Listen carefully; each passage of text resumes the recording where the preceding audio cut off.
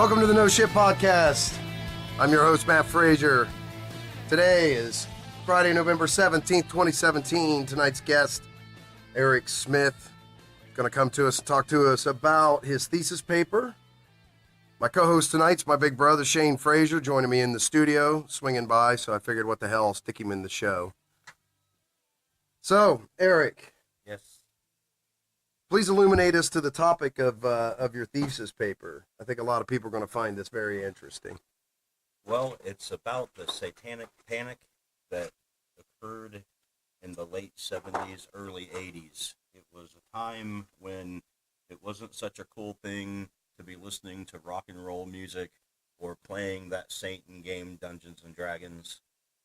However, rock and roll music and Dungeons and Dragons was pretty cool before the Satanic Panic occurred. But then when it occurred, it was all bad. So this happened back in this started back in what, the late 70s, early 80s kind of thing.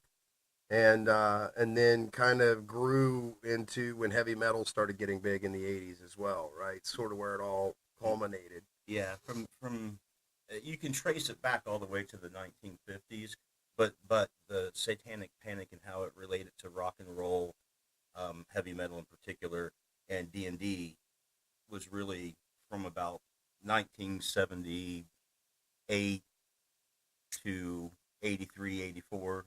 That's when it really intensified, 83, 84, in that year. And what precipitated that? I mean, what do you think was the culminating reason for it happening then? Was it because of it just happened to be the time when things like role-playing games were getting big and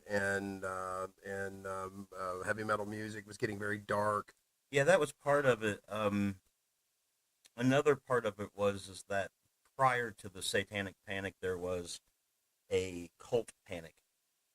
And the cult panic transformed from what that was into the Satanic Panic, which was on rock and roll and RPGs. And a lot of it had to do with the Cold War and the paranoia that was going on at the time. And this cult panic that had started before morphed into this Satanic Panic.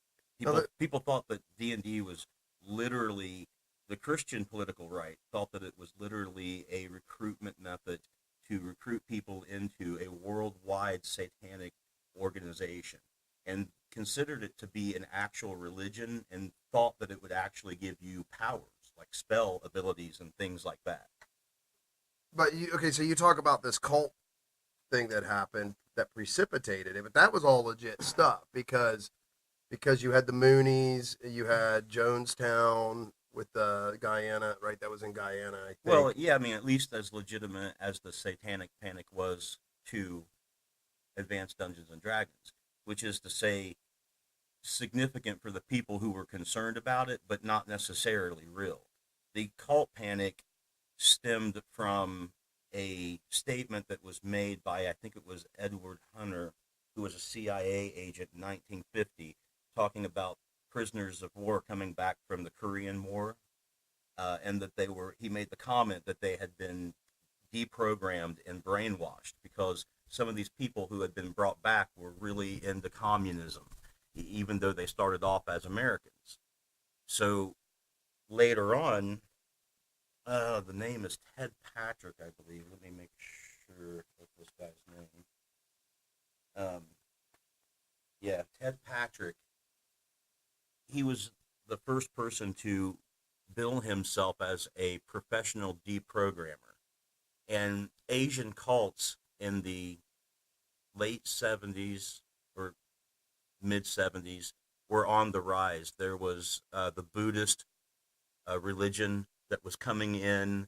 There was the Moonies who were coming in, and a lot of young people were being attracted to these cults, and it was becoming a panic and a scare because it was assumed that these young children were having, these teenage children, young adults, were having their minds warped by these Asian cults. And so people like Ted Patrick, and he was the first of many, started being hired to go in and capture these people's kids back from these cults and then deprogram them, which was essentially like torture, the deprogramming these kids. And there's no psychological evidence that deprogramming works at all. I mean, in a lot of cases, it was just young people exploring new things, these new religions that were coming in to their area. You're talking about like in the 60s here now, right? Like, is that kind of when, because there was a lot of that kind of stuff that sort of went down in the 60s. There was a lot of these sort of, alternative societies that people tried to create out in like. Well, yeah, the cults were on the rise in the late 60s, but the deprogramming started in and around 1971. So it was the result of that kind of stuff that was happening in the 60s. Yes, and they're beyond these deprogrammers citing that CIA agent for what he had said about prisoners of war coming back from Korea and being brainwashed. There were also, in the late 60s, early 70s, a lot of movies being made and broadcast into the United States, like Rosemary's Baby, The Exorcist, and yep. the Manchurian Candidate. Right. And all of these movies either had themes of brainwashing or possession and were predicated on there being this worldwide satanic cult. So, this is, D&D came out in 1974, right? And we were just getting ready to enter into the Cold War, into the 80s and stuff, where that became really intense. And there was a lot of paranoia about these Asian cults and stuff. And when these movies started coming out, there was the scare. The moral panic transformed from one of worrying about your kids being taken by a cult or brainwashed by a cult into being satanically possessed by a game or by rock and roll, by backmasking. And yeah. I mean, have you guys heard of backmasking? Yeah. In rock and roll yep. and shit? Where they like hide messages, but you gotta play it in reverse. And it's supposed to be satanic, and it's supposed to cause you to do things because your brain hears it, but you don't know it. So, that was one of the reasons why rock and roll was being, heavy metal was being targeted as well, because of things like that. I mean, Judas Priest, I believe, was actually taken to court. Well, they were. And asked to explain themselves, and was pretty much at a loss because nothing was going on. I didn't know how to explain themselves against such an accusation. Well, yeah, other than the lead singer being as about as openly gay as you could be. I mean, the leather, the whips. But a lot of people didn't understand that. I know, a lot of people didn't get it. No, a lot of people didn't get it. I didn't. Rob Halford, right, from Judas Priest. He was the lead singer. Now he's like completely bald, but it was like that whole shtick that he did.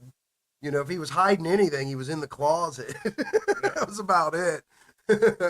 So essentially, people started worrying about this game, and it became a target for attack by the political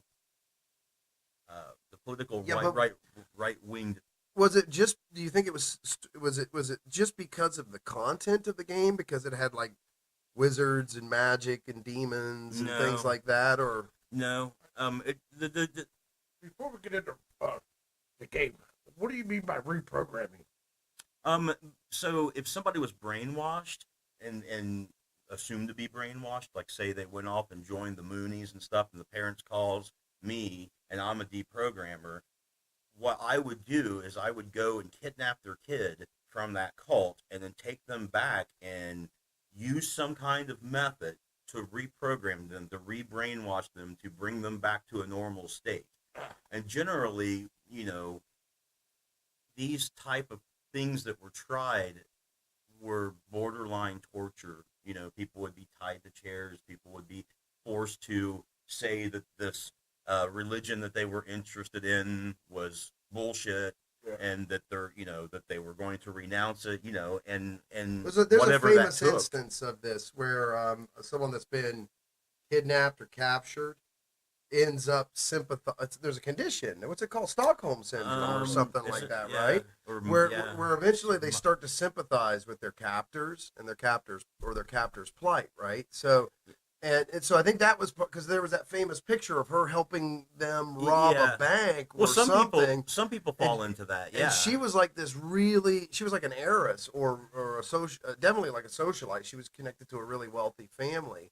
And then here she was after being kidnapped on video footage carrying a machine gun or some sort of military style weapon and helping them rob a bank. So there was this thought that that you could be programmed, and that's what had happened to these people. Because these parents thought, man, my kids would never join the Moonies, or my kids would never be communist.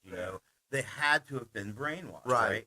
But in most cases, it was people just complying who had an interest in what was going on, or thought that they did, and then realized that they didn't, or perhaps there's a psychological condition where people will sympathize with their captors and stuff, but they just liked it. Yeah, right. Yeah, maybe they thought it was a good idea to be a could communist. They absolutely could be there because they wanted to be there, and that was, but like Eric's saying, I think you're right, that it was like hard for, especially if you were like some straight-laced, middle class, straight down the middle, conservative, and then all of a sudden, your kid is smoking dope, hanging out with the Krishnas or the Moonies or something like that, or has gotten sucked into one of these cults. You can't say, well, I was a bad parent, right? They, so there's got to be a reason, and that reason is easy. They were lured away by something else and were brainwashed. So they brought someone else in to deprogram them. Yes. Exactly. Gotcha. And sometimes they do it with people who are gay, and they think that there's a way that they can be taken to a camp and made not gay. That actually had gone on for years, where they try to take gay people and tortured, and it was the same thing with deprogramming. I mean, anytime you're trying to get someone to believe that they've been convinced to believe something that they've chosen to do themselves, they were never brainwashed to begin with, so you really can't deprogram them. So it's all pretty much a farce. Yeah, and then if they do comply, it's insofar as to just get me the hell out of here, kind of thing. Yeah. Much of the reason why torture is not used in confessions in court and stuff like that from the Reformation on is because people, if you torture them, they'll tell you whatever you want to know to be done being tortured. They'll be done with it soon. Stop pulling my fingernails off. Right. Yeah. Waterboarding. Yeah. Yeah. So it's not really dependable. It's not dependable. You'll get information. It may not be worth a shit, but you'll get information. Right. Waterboarding with Bud Light. We have records of rich trials where people made up elaborate stories under torture because they were being prompted while being tortured to, and they would say crazy, bizarre stuff, and just to make it stop, or to try to make it stop. And that's the whole problem with the premise of physical torture to begin with is, will you get information? You'll get information, but how dependable is it? I think what was discovered, and I could be wrong about this, was if it does work, it has to be like information that you need immediately. Right, like something that would. But honestly, I don't know. So it's very unlikely that there would ever be a scenario with which it would even be efficient or would even work or something like that. So anyway, I'm sorry. Go ahead. That's right. No, these people were pretty much, the American public was pretty much hyped up on ideas of brainwashing, deprogramming, and the idea that there was this satanic cult that was worldwide. That had to be connected to really high people up in the government and things of that way. It was continental. The concern, the worry, was in the United Kingdom, South America, and the United States. So there was at least 3 continents that was concerned about Satanism and it being a worldwide conspiracy, right? There was organizations, local law enforcement organizations in the United States, in South America, and in the United Kingdom that were all on the lookout for being educated on satanic rituals and crimes. And the problem is the reason why it was attacked, because it came out in 1974. The reason there's two different kinds of attacks on the game. One is a psychological attack, and the other one is a spiritual attack. Now, now we're going back to the game of Dungeons and Dragons. Dungeons and Dragons. Yeah. Well, how does explain how Dungeons and Dragons? Because it started with there was a movie with Tom Hanks in it or something called. Sure. There's a couple of there's like two or three different. Like Shane's saying, how's it connect? Right. There's a few different ways that it's connected to it that was really drawn into the public's awareness of it. One of the ways was there was a guy named Dallas Egbert that went to Michigan University, and he came up missing, and he was gone for a certain number of days, and his family hired a retired state trooper named William Deere to find this kid, right?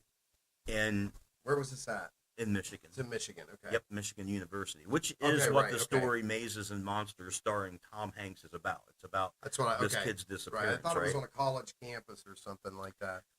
Yeah. And even though this kid turned up at his other family, like members of his family, it didn't stop William Deere from focusing the investigation on the fact that this kid played Dungeons and Dragons and the psychological dangers of it. He said that this kid got lost in his own fantasy and made bizarre statements like to the effect that he may not even be in this world anymore. A couple of other people, and I've got their names in my thesis and stuff, like William Deere ended up writing a book about this experience, which had a lot of exaggerations in it. A couple of other people wrote books on the subject matter of this kid being missing, and one of them added a suicide note that the kid never actually wrote or left, and another person involved Satanism into what was going on, which Satanism was never a part of what William Deere was talking about when he was exaggerating the hell out of what was going on. He was talking about it being a psychological danger and never really got into the idea that it was a satanic danger, right? But because there were all these movies permeating at the time and this idea that this conspiracy of Satanism was going on, somebody picked up the story, wrote their version of it, and added that element to it. And if you guys want, I can look up the names and stuff. You want me to? No, that's fine. Yeah, absolutely. For reference, you can just read it for someone that wants to look it up. I mean, if it's so hard to prove that God's real, how's it so easy to prove that Satan's real? Because it's easy. I mean, it's just like that. Because it's easier to real. Because it's easier to make someone be afraid than it is to have courage. It's easier to scare somebody about a potential danger than it is to make them feel safe and like that everything's going to be okay. I mean, even on a personal level, it's far easier probably for you to intimidate somebody than it is for you to sit down and make them feel at ease if they don't know you at all. So it's just easier to do. And in terms of spiritual attacks, let me go back to the psychological attack, okay? There was a few other people, too, that brought this to the attention of other people, spiritual and psychological. One of them was Patricia Pulling. Patricia Pulling had a son who went by the name Bink.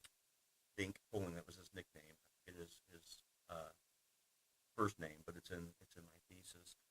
And he shot himself in the chest, and she blamed Dungeons and Dragons completely for it and constructed a narrative of how he had been playing more and more D&D, he was getting into it, and then his character died in the game, and then he killed himself, right? It had nothing to do with her and her life and the things that were going on in the divorces and stuff like that was happening in her life. It was just D&D. And she started an organization called BAD, B-A-D-D, called Bothered About Dungeons and Dragons. Wow. And she went around and she went on all these shows, like she was on Donahue, she was on Sally Jassy Raphael, she was on 60 Minutes, like all these TV programs and radio programs had her on as a certified speaker, like somebody who could be talking about this because they had some sort of training or knowledge, when in fact that wasn't the case, even though her organization had these little pamphlets made up that you could read and she could pass out. So not only was she on all of these television programs, but she went and traveled around the United States and stopped at local law enforcement agencies, and they would have her come in and educate the cops on what to be looking for this situation, right? So when you ask, like, how did it get connected, there were people who were absolutely trying to connect this game with their failures in life, their kids killing themselves, and bad things that would happen. They would blame this game, and then they would go around and they would preach the dangers of the game, and people would believe it, right? It seems bizarre now, 35 years later, to think that people would believe that a set of books would give you power, legitimate spell ability, or be a religion, or that you can make heads or tails out of it any more than you can any other religion, right? Yeah. But that's what they were saying in their own words. Like, there were, you guys know what tracts are? Those little comic books that are about that size there, and you flip through them, they're black and white, they're like religious. Yeah. Okay, those were all published by a guy named Jack Sheik, and he recently died. But he had one on D&D, and like, it's from a Christian perspective, and it talks about how people will gain power and be recruited into an organization and things like that. I mean, so there was a lot of vectors that it was coming at the American people from, especially when it was on 60 Minutes. More people probably seen the 60 Minutes interview with Patricia Pulling and than anything else. I mean, a lot of people became aware of it then. So this chick would go around to police departments and train their like nerd vice squad or something? Their satanic vice squad.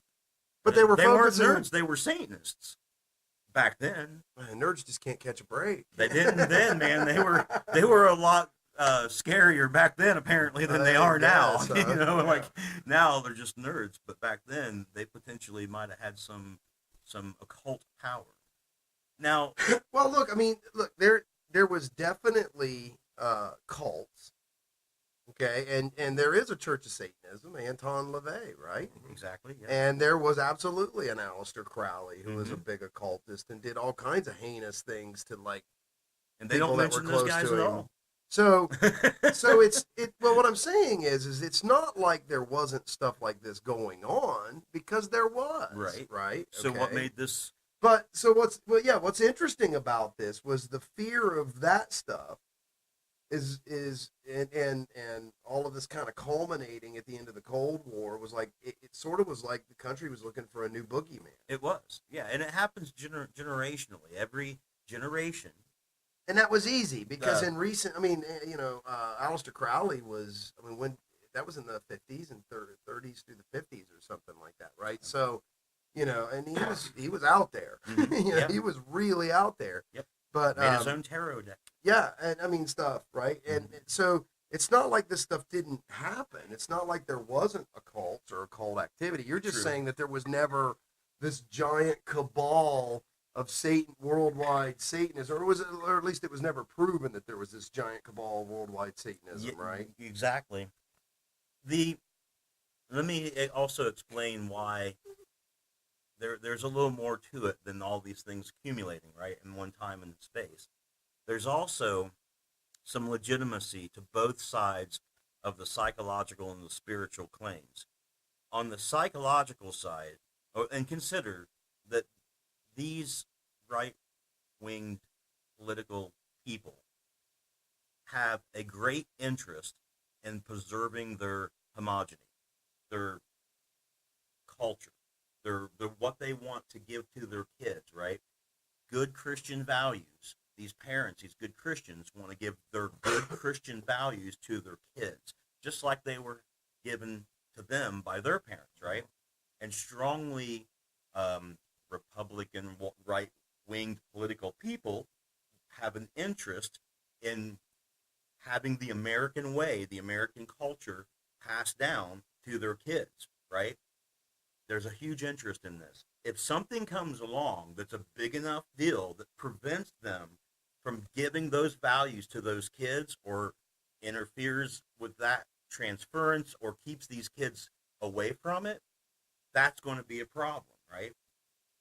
Psychologically speaking, concerning people who weren't really religious but had stake in policy and politics and the American values, Dungeons and Dragons was a paradigm shift in games. Before this, you played on a board, you had a certain start and a certain ending. There were clearly defined rules on who's going to win and who's going to Right, lose. because even One board winner. games were Monopoly and Right. Life and things like that, right? There was a beginning and an end. Right. Yeah. This game was an open system that had no clear beginning, no clear ending, and no clear right and wrong method on how to use its rules, right? And to clarify what I'm saying here is, let me give two examples in the past. Oh gosh, what was it? Let me get the date right on this. I think it's 380. Are we talking like 380 AD? BC. BC? Yeah. When the Republic was written. I won't spend time looking through my pages, but I think it was 380 Well, BC. you said it was when the Republic was written. Yeah, Yeah. with Aristotle, Yeah, Plato, and Plato's Republic. In that book, they're talking about the concept of justice, and Plato gives a mind model of a city and who's running it, who's doing what job, and who's leading it, right? And this whole book is most of this whole book is about these guys having this discussion, a what if discussion. What if we did it this way? What if we tried this? Let's think about this. Let's run it through our heads and see what it would So lead they were to. mentally simulating A city, like a society. a society. Okay. Yeah, A and living society. yeah, and what would be best, and what would be justice for everyone and right? This is something that we still study in college, right? This idea of what they came up with and how they did it is still a concept that philosophers use to this day, thinking out problems. In fact, Einstein came up with his theory of relativity by having one of these mental mind models going on in his head, where he was wondering what it would be like if a guy was falling in an elevator, like he was going down and the cord was cut and he was free falling. And when he realized that the guy would be weightless while he was falling, it gave him the idea that maybe relativity was that gravitational space-time dimples was what you were falling into, and it wasn't an attraction, which is what Newton had said and that we had followed for so long, right? So it was just a different way of looking at something, but it revolutionized everything, right? So mind models are important. Taking the time to sit down and think clearly about any problem is really important. And Dungeons and Dragons and role-playing games were the first game that came out that gave people the tools to do just that. It allowed them to say, well, what if we ran a society where the government was a complete democracy or a complete republic, or that it was ruled by women? Or what if you played a character and you played a female and you didn't play a male because you're a guy, or you're a female and you play a male? Like, what might it be like coming to this game week after week, playing the same role in different situations? This game allowed you to construct a detailed model of different circumstances than what you lived in. If your government is telling you it's wrong to be homosexual, and you have no output for this other than to go to this fantasy game and be a female, and that is where it's at for you, you're going to go and you're going to do it because it's your release, right? But it's giving you the ability to do it, and the government probably thinks that that's subversive. But you were saying that there's a legitimate claim, though. Well, in that way, yeah. On the spiritual side, right? Well, yeah, on the spiritual side. But I just want to make clear that psychologically speaking, this game allows you to question your world that you live in, right? This game allows you to do it in a different way, and it's really detailed. Like, it's backed by a bunch of rules, a bunch of mathematical probabilities by dice roll. You know, the game stems from war games, which had been going on since the 1800s, being taught in military academies for strategy and battle tactics, right? So that's the math behind the simulation. It's well thought out math. Add to that it's now a vehicle for a story where you can tell a different story, any story you can think of, or make things the way you want it. It could be considered a subversive danger to your kids, giving them ideas, man, and letting them try it out in detail. Now, on the spiritual side, in any religion, there's the real world, and then there's the metaphysical world, which is like the heaven. Like the spiritual world, right. Okay. The spiritual world, right. And in every case, in every religion, there's a bridge that bridges that real world that you live in and that place that you can't be in, right? And it's the Bible, it's the dogma of that religion. It's whatever book. Quran, it's the Torah, it's the whatever it is. That describes how to relate this world that you live in with this metaphysical, spiritual world, right? And so it's a metaphysical bridge. It bridges the real world to the metaphysical world. And there is a theory, again, the guys that worked on it's in my paper. Alan Fine, I think, is the guy. And it's a theory of socialization called frame theory. And he says that there's only 3 different kinds of conversations people have. People either have conversations in frame 1, which is about real world shit, you know, stuff that exists in the real world that you got to do.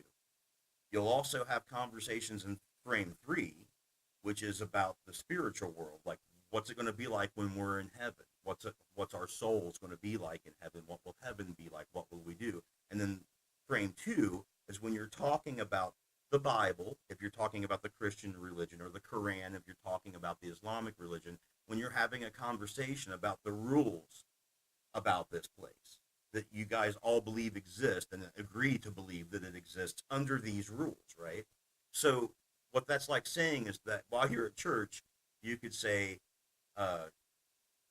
Shane, could you please hand me my hat?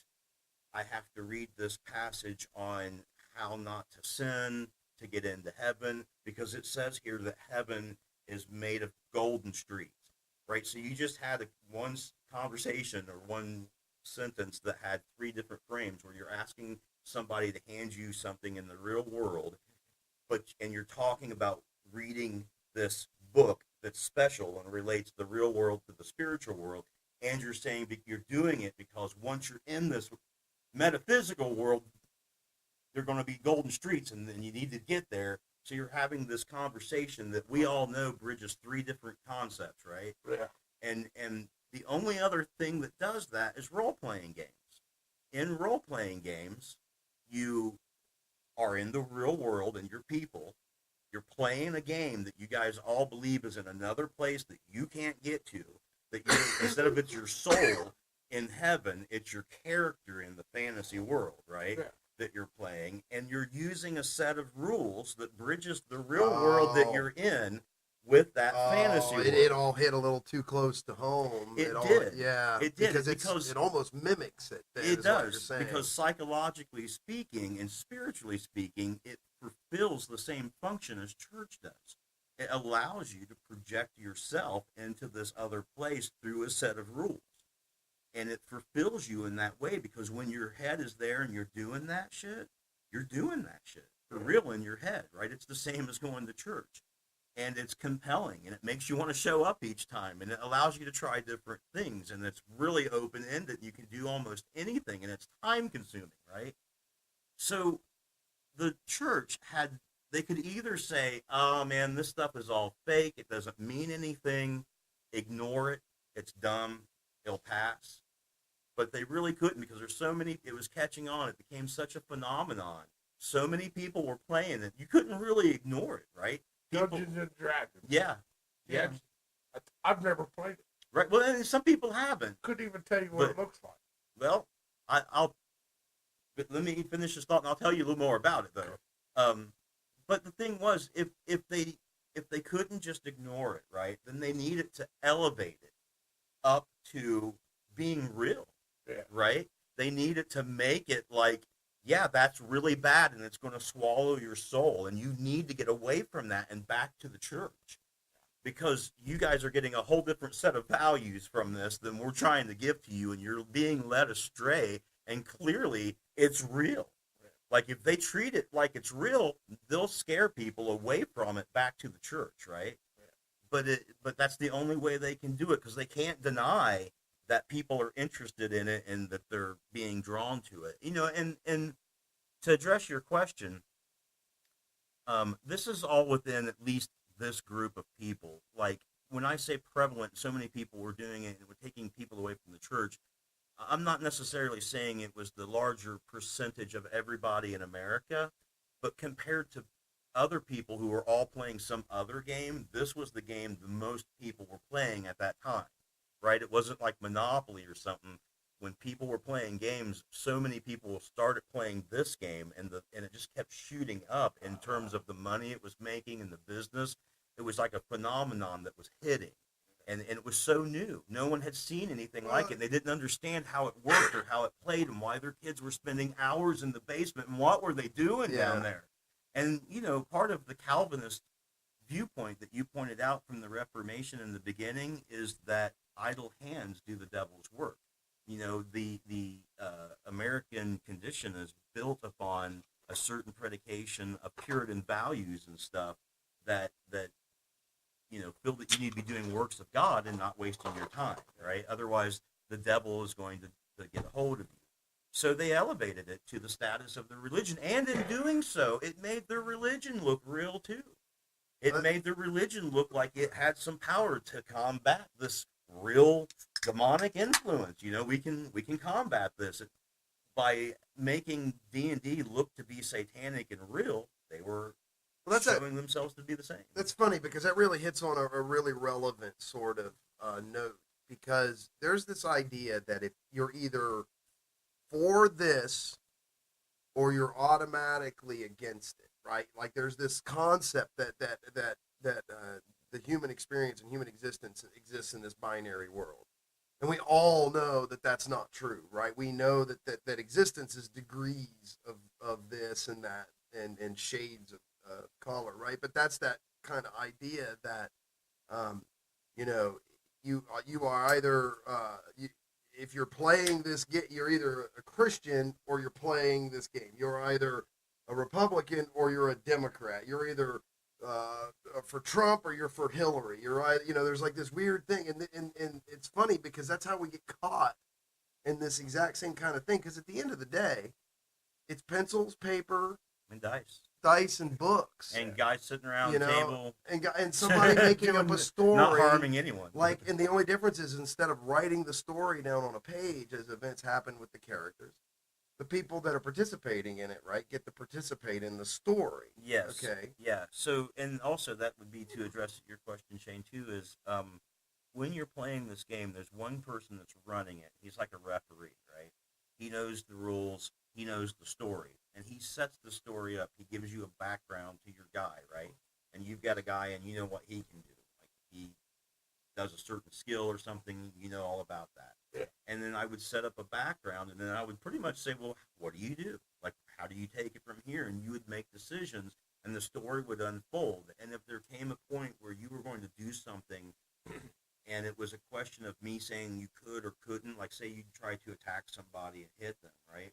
You might hit them or you might miss, right? Yeah. I don't get to decide. You don't get to decide. We roll dice. And then that sees if you hit them. And then if you hit them, you roll dice to see how much damage you do. And the same's happening to you. They're trying to hit you, and you have a battle. So it's like a simulation. Wow. Yeah. And where the dice decide the outcome. And there's a story. So it's like a coin flip every time. Yeah. I saw the movie, right? I can remember this. I saw the movie Monsters and Mazes. Mazes and Monsters. I'm actually going to go watch it. It was made in the 80s, so the acting is probably terrible.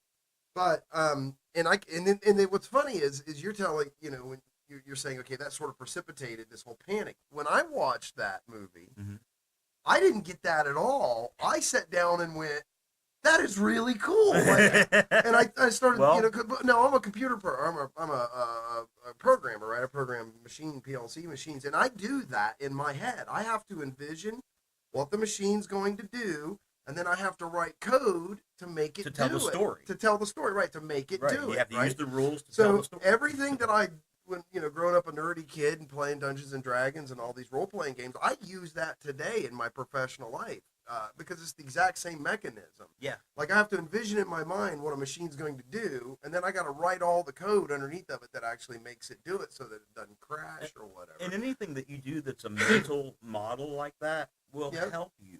Like they talk about how writing music, if you're in school, helps you with your school. It's because you're constructing stuff in your head, and it's like that with the story or with coding. Like if you have to use rules to tell a story, it's just like an exercise. Yep. It's a mental exercise. Yeah, the rules when you have to learn stuff, it helps. In writing code, the rules are the instruction set, or we call it the instruction set reference, which tells us what all the different statements make the machine do, and then I've got to arrange them in such a way that it makes the machine do what I want it to do, right? But that's what I was getting at. Was after I watched that movie, I'd never heard of this, right? And so I was like, man, this is really cool. So I couldn't find it anywhere where I happen to live, so I created like my own. Like I kind of got the concept from the movie of what they were doing, like how it was simulating things, and that's like all I took from that movie. I think he gets lost in a cave or something at some point, or something weird they like were that. Down in the steam tunnels. But after I saw how the rules sort of were, I was done with the movie. After I saw that part where how the rules worked, I was off like, man. You thought you got everything from the movie that was intended and was happy. I was happy with it, right? I don't even, I completely missed the holy cow, my mortal soul reference out of all of that. Yeah, and they took a very psychological approach to it. You know, that movie, if you watch it, it's about somebody going crazy, more than it is about somebody getting their soul swallowed or anything like that. Yeah. Now, by 1993, video games had improved to the point where there was far more kids playing video games than Dungeons and Dragons or board games, and that was also around the time that the collectible card game craze hit. Oh, I remember. I was in the Navy. Yeah, I remember. Man, that was huge when I was in the Navy. Everybody was playing this game. CCGs killed RPGs temporarily, killed them at that point. And just like the Satanic Panic was the cult panic, it became the super predator panic. Once you had it in around 93, you had things like Columbine going on in mass shootings and stuff, and people were starting to say, well, it's the violence in video games, and these kids are are too into these video games. And so instead of D&D, now they're going to blame zombie attack. Exactly. Or whatever's the next hit thing. Yeah. They're going to say, oh my God, that's the devil. Well, I can guarantee you this: if a lot of our kids to kill if a lot of young people get super excited about it, it's going to be bad. It happened with the Beatles. Yeah. It happened with Elvis. It happened with the Doors. Well, I mean, that's just music. It's right? a very generational thing. Once people grow up and have kids, they start worrying about their kids, and they worry about stuff that they don't fully understand or didn't fully catch in the world that their kids are latching on to, like that's how it was with video games. A lot of people didn't know how to deal with computers and video games, but the kids did, and they're spending so much time at it. What are they doing down in the basement on the computer? My kid's on the computer in the basement right now. And he's playing a video game, and it's violent, but he's having a lot of fun. Yeah. And he's one of those kids, he says, I was coming up here, and he's like, Dad, look, here's a mod where instead of an error message coming up, this comes up. This what? And I look over and it says fuck. And he says, isn't that funny? I'm like, yeah, it's pretty funny. He says, can I download it? I'm like, yeah, go ahead, have fun. Like the kid's asking if he can download curse words to pop up on his video game for errors. It's like, yeah, man, go ahead. It's all right. You're 12. I mean, it's curse words. Well, I can remember, so when I was young, and where I grew up, there was always this paranoia about occult activity, people being possessed. I can remember a friend of Linda's, which the audience has no frame of reference for, but my brother knows. whose girlfriend was remember the blonde chick who was supposedly possessed, was possessed. They lived over by the cable office. But anyway, like, so I can remember this in conversations and adults having these conversations. Oh yeah. When I was younger, and this was like they believed this. Like, this was for real. Hey man, the city's full of Satan worshipers. Watch your children. You want to watch something? Dig up the footage of the 60 Minutes interview on Dungeons and Dragons and listen to how seriously they're talking about the situation. Yeah, right. It's good fun. like you said, back in the day, Dale Johnson and Ned Johnson, the cult, everything was placed out like it was. Right, I can remember that was like a big deal. Like, that was all a cult. You hear people squeal tires and stuff like that, and everybody's running to the house. Oh my God, the devil worshippers are here to kill us. And then it turns out it was just some whacked out drug addict that actually he admitted to the whole thing. But for years, they canceled Halloween. That's because your parents and my parents grew up in that world of Hammersmith Studios where there was this, like all the vampire movies of the mid and late 60s that had, it had Christopher, No, I know who you're talking about. Yeah, not Vincent Price. Vincent Price was big in a lot of those movies, yeah. But I was thinking of... and Bela Lugosi, that's the real old ones. The silent ones, the black and whites and stuff, yeah. Christopher Lee, and he was always matched with... Gosh, I know this guy's name, and I don't know why it's escaping me now. Roddy McDowell's in a lot of those early horror movies and stuff, too. Yeah, but these were made by a particular studio, and they all had themes of Satanism and stuff. We all watch it. Doesn't mean we go out and perform it. Mm-hmm. Right. No. There's a thing called right and wrong in your head. Yeah, right. Exactly. Right. It's your choice. Doesn't matter if it's D&D, video games, TV. Whether it's D&D, it ain't no rolling the dice. Right. It's you real. saying yes or no. Right. And, the people playing that game at that time knew that, and they thought it was bizarre. Right. They probably couldn't even relate. No, nobody really could. They didn't understand it, because before this happened, if you were playing D&D, when people would come up to me, they would say, man, I heard you had to be smart to play that game. I'd be like, maybe a little or something, I don't know. And then it changed from that to being like, I heard that game was satanic. Well, I was forbidden. I played it once, and then my mom was like, what are you doing? And so I kind of explained it to her, and she was like, oh, that's, because she was very super religious, right? She's like, okay, well, that's interesting. She wasn't like really put out by it, but she was like, like a little weirded out. And then about a year later, it came up again, or 2 years later with some friends or something like that. And then it was like, no, I don't want you playing that game. I don't want you anywhere near that game. That's Satanism and all this.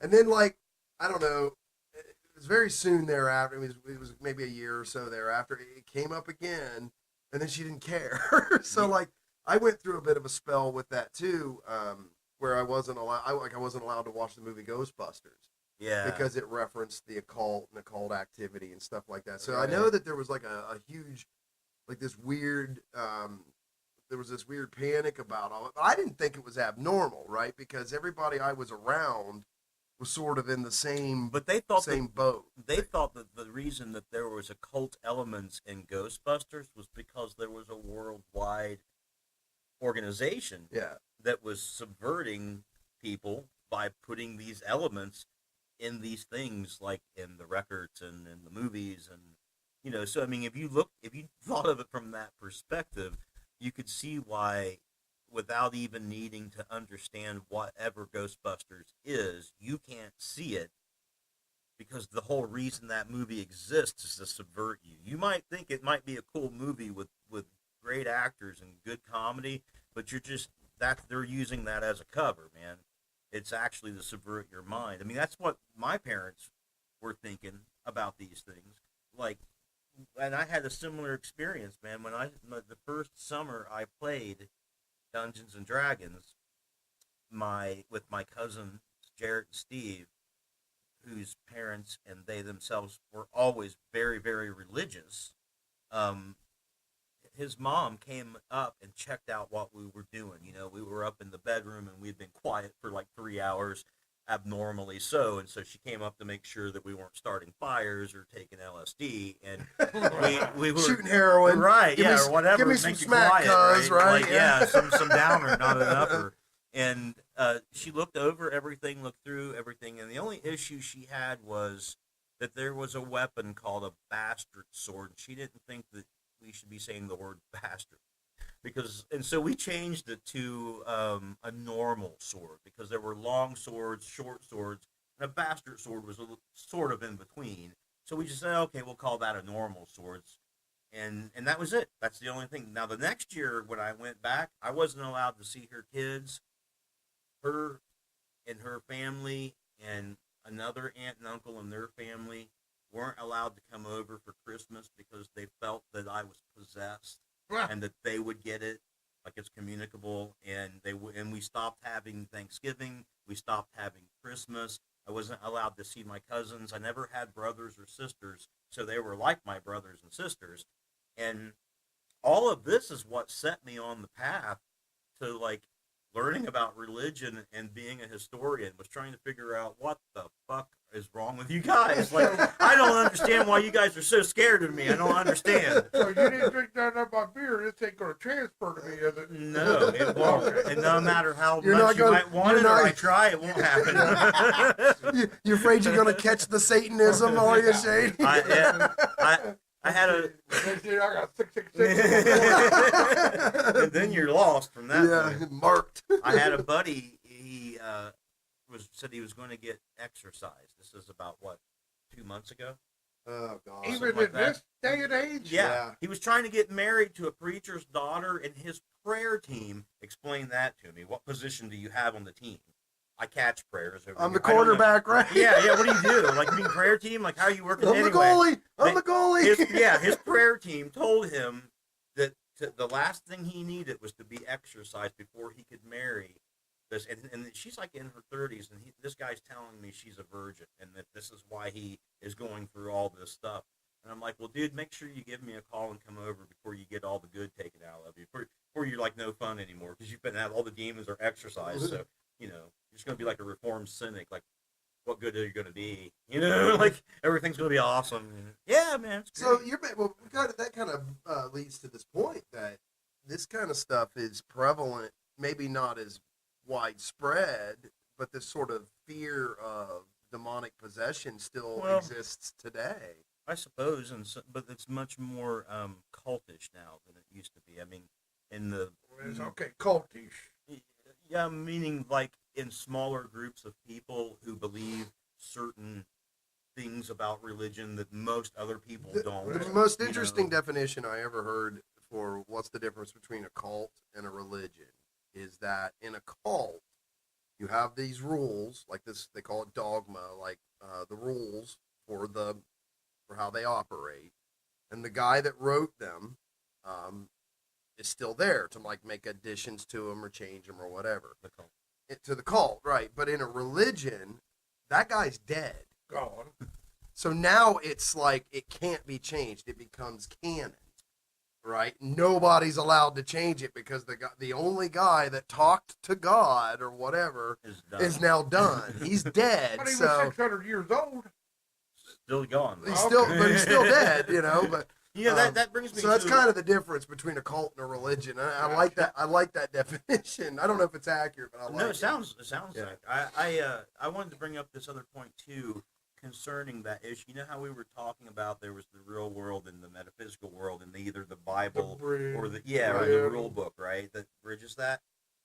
With D&D, if there needs to be an update in that bridge to make it more effective to get your head from here into that world, they make the change. Nobody cares. They're like, great, it works better. Now try to change something in the Bible to make it work better. Or make it more relevant. Just try to feel something different than somebody else has normal people say, and man, there is issues and problems. So in that way, man, D&D is more efficient at providing that spiritual experience than religion is. Well, and it can be renewed too. That's the other thing, because because made relevant it to might your times. as those became popular, multiple versions of them by different manufacturers, different writers, different artists and stuff came and out. different genres. Like there And were science completely- fiction yeah. ones, there was horror ones, there was modern day detective ones. I mean, and that's the thing about it being an open system. That's why some people seen it as dangerous, Right. because it allowed people to have these elaborate fantasies that gave them ideas about changing their real life. Huh. And you don't want that if you're trying to give them a certain set of values, right? So this all sort of started too with a daycare. Do you remember this? There was a daycare that the 3 daycare workers were arrested, and they questioned the children, but even the way they questioned the children about what happened was all so they had to go back and reevaluate everything, because they didn't think that the testimony they were getting from the kids, they thought it was somehow almost coerced because of what they were trying to get the kids to say happened. Apparently these daycare workers were accused of killing and murdering animals in front of the kids, and there was supposed to be all these group pedophilia, sex sessions. I mean, it was awful stuff, horrible stuff. And this trial went on for 3 or 4 years. At the time, I think it was one of the most expensive trials, criminal trials in U.S. history. And by the time it was all over and done with, the panic had already started off the sensationalism of this story. But after it was all done, I don't think any of them were charged with a single crime. There was no physical evidence. There was no, but it was too late. The horse was already out of the barn at this point, right? The panic had started. And this thing, the war on terrorism, or everybody looking for anthrax in their mailbox, or the kidnappings, and I mean it's or the Red Scare, or there's a component to human nature that I think it was the Red Scare before there was the cult scare, before the Satanic Panic, right, and the Super Predator. Yeah, and then what was it before then? It was it's always been fascism, right? We've always been freaked out about fascism and stuff. So there's always some boogeyman like this, and it permeates the country's psyche, and then the media just kind of serves it to us because we'll consume it, right? The today ratings that go up, media so is not we'll just give you some movies, more of it's that. the news and So stuff. what was your name again? Eric. Eric. So from your studies of all the different steps of everything that's attacking us, that we say that is how you say that, satanic or satanic, what's next? Well, I mean, it just seems like it's it goes, already here, right? It goes from one to the next to the next. Yeah. Well, we're already there. Everybody's looking for a radical An Islamist. scapegoat. Yeah, Everyone's looking for a radical Islamist now in their town. Or they're looking for a neo-Nazi, or they're looking for statues. Statues, right? Yeah. Right now, there's a lot of political fear of things like terrorists and things like that. I mean, it's only when you're looking back at something from 10 or 15 years can you kind of definitively say this is what's going on now. Yeah. The last that I know of was that super predator fear. Where people were saying, hey man, don't let your kids play too many video games or they'll shoot you in the head while you sleep at night. That sort of thing. And I know there's a lot of fear about there's fear of political organizations now. There's fear of Nazis. There's fear of terrorists. There's fear of fear of other countries like Russia. We used to fear them in the Cold War, and it was probably a lot more legitimate then when they had more money to put behind their war machine. But now we can still fear them in a new way. We can fear them through our computers now. We can fear that people in other countries are paying rubles to influence our elections. We can fear our small political cliques. And that's just over hearsay. Yeah. Because it was never really proven. Nobody's went to jail yet. Well, that begs a question, right? Well, kind of what he's getting at. How many? Do you have a sense for how many actual occult events have ever been recorded by law enforcement? None have been, at least in that large way like that. Like when you start talking about people mutilating animals and killing people in strange ways, that's almost always relegated to psychopaths. You know, So now, like serial killers and Yeah. stuff. Colts, Marilyn Manson, or not Marilyn Manson, Charlie. Charles Manson. Charles yes. Manson, that's Colt. Yeah. That was a cult. Yeah, Ku Klux Klan, that's that's an Group? organization. It's an organization. Organization. It's an organization. so like two they're- different things. Well, but they do Yeah, have they they're do not- have a certain because most cults will have like some sort of moral code. yeah. So the Ku Klux Klan definitely has like has a moral code. But, okay. yeah, totally different. But yeah, it's not beholden to like one leader. So the Ku Klux Klan kind of uses the Christian Bible. Kind of, they do. You know, they're like an ultra pure version of like the. But if you have to have a Right. membership card, it's a organization, and then Yeah. Yeah. if you can just be crazy, then But it's a like cult. what I was saying, though, Charles Manson brainwashed his, not brainwashed, but his followers. Programmed. reprogrammed Well, brainwashed, his right? followers to do what he wanted. Or did he just attract He's crazy? smart. Or did he just attract crazy, malleable people to Yeah. him that He- would just be willing to He's do what he just smart says? and still got anger at the end. Yeah. Well, he's still alive. He's on his way to being dead. He's been in prison forever, but he's in the sick. hospital bad. He's sick now. Yeah, he might be done now. But still, he used, to me, like D&D, and I think is where people get this from. Well, Charles Manson was Yes. it was music, right? It was the He- Beatles. it's what he- Helter Skelter. It's what right? he It was- jumped the bridge with, Yeah, Yeah. he from was. reality to Yep. life. Well, Yeah. and Yeah. and his reality was altered anyway, right? I mean, they were using a lot of psychedelic LSD. drugs at the time, Yeah.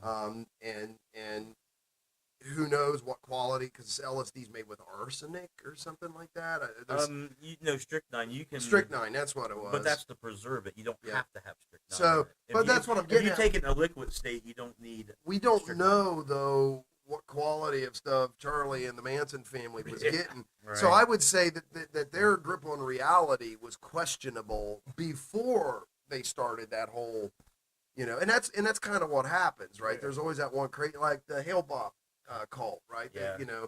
First they mutilated their what is it with the genital mutilation? Like all of these cults, it's like, oh, I got to cut my It's, genitals. It's no, like, why leave it is it alone. always like that? It's a thing from anthropology. There's a lot of tribes that when it's time for a boy to go into adulthood, Mhm. they'll take them away from the village, have a ritual, and the ritual changes them spiritually, and then they will also mutilate their genitals. Women will do this too, and so that you have a physical change as well as a head change. And when you come back, it's undeniable that you're now an adult in the tribe because you've underwent the physical change and you've underwent the mental change. And then in a religious sense, for people like the Israelis and stuff, that was their covenant with God. Like they were supposed to be circumcised because that was a sign that they had a covenant with God. Yeah, Jewish, yeah. And then later on, that became baptism with Paul of Tarsus. He changed circumcision. He had baptism replace circumcision as the covenant between a Christian and God. Yeah. And that really helped him gain more confidence, as you may imagine. So games like Dungeons and Dragons, though, now are sort of seeing a renaissance Yes. because of shows like The Big Bang Theory, Yep. Stranger Things. Yep. It's sort of gaining a lot in of conventions going on. Yeah, a lot of game conventions A going lot on. of Hollywood actors coming out talking about how they play, like Vin Diesel and Stephen Colbert, Will Wheaton. There's a lot of other ones. So would you predict another?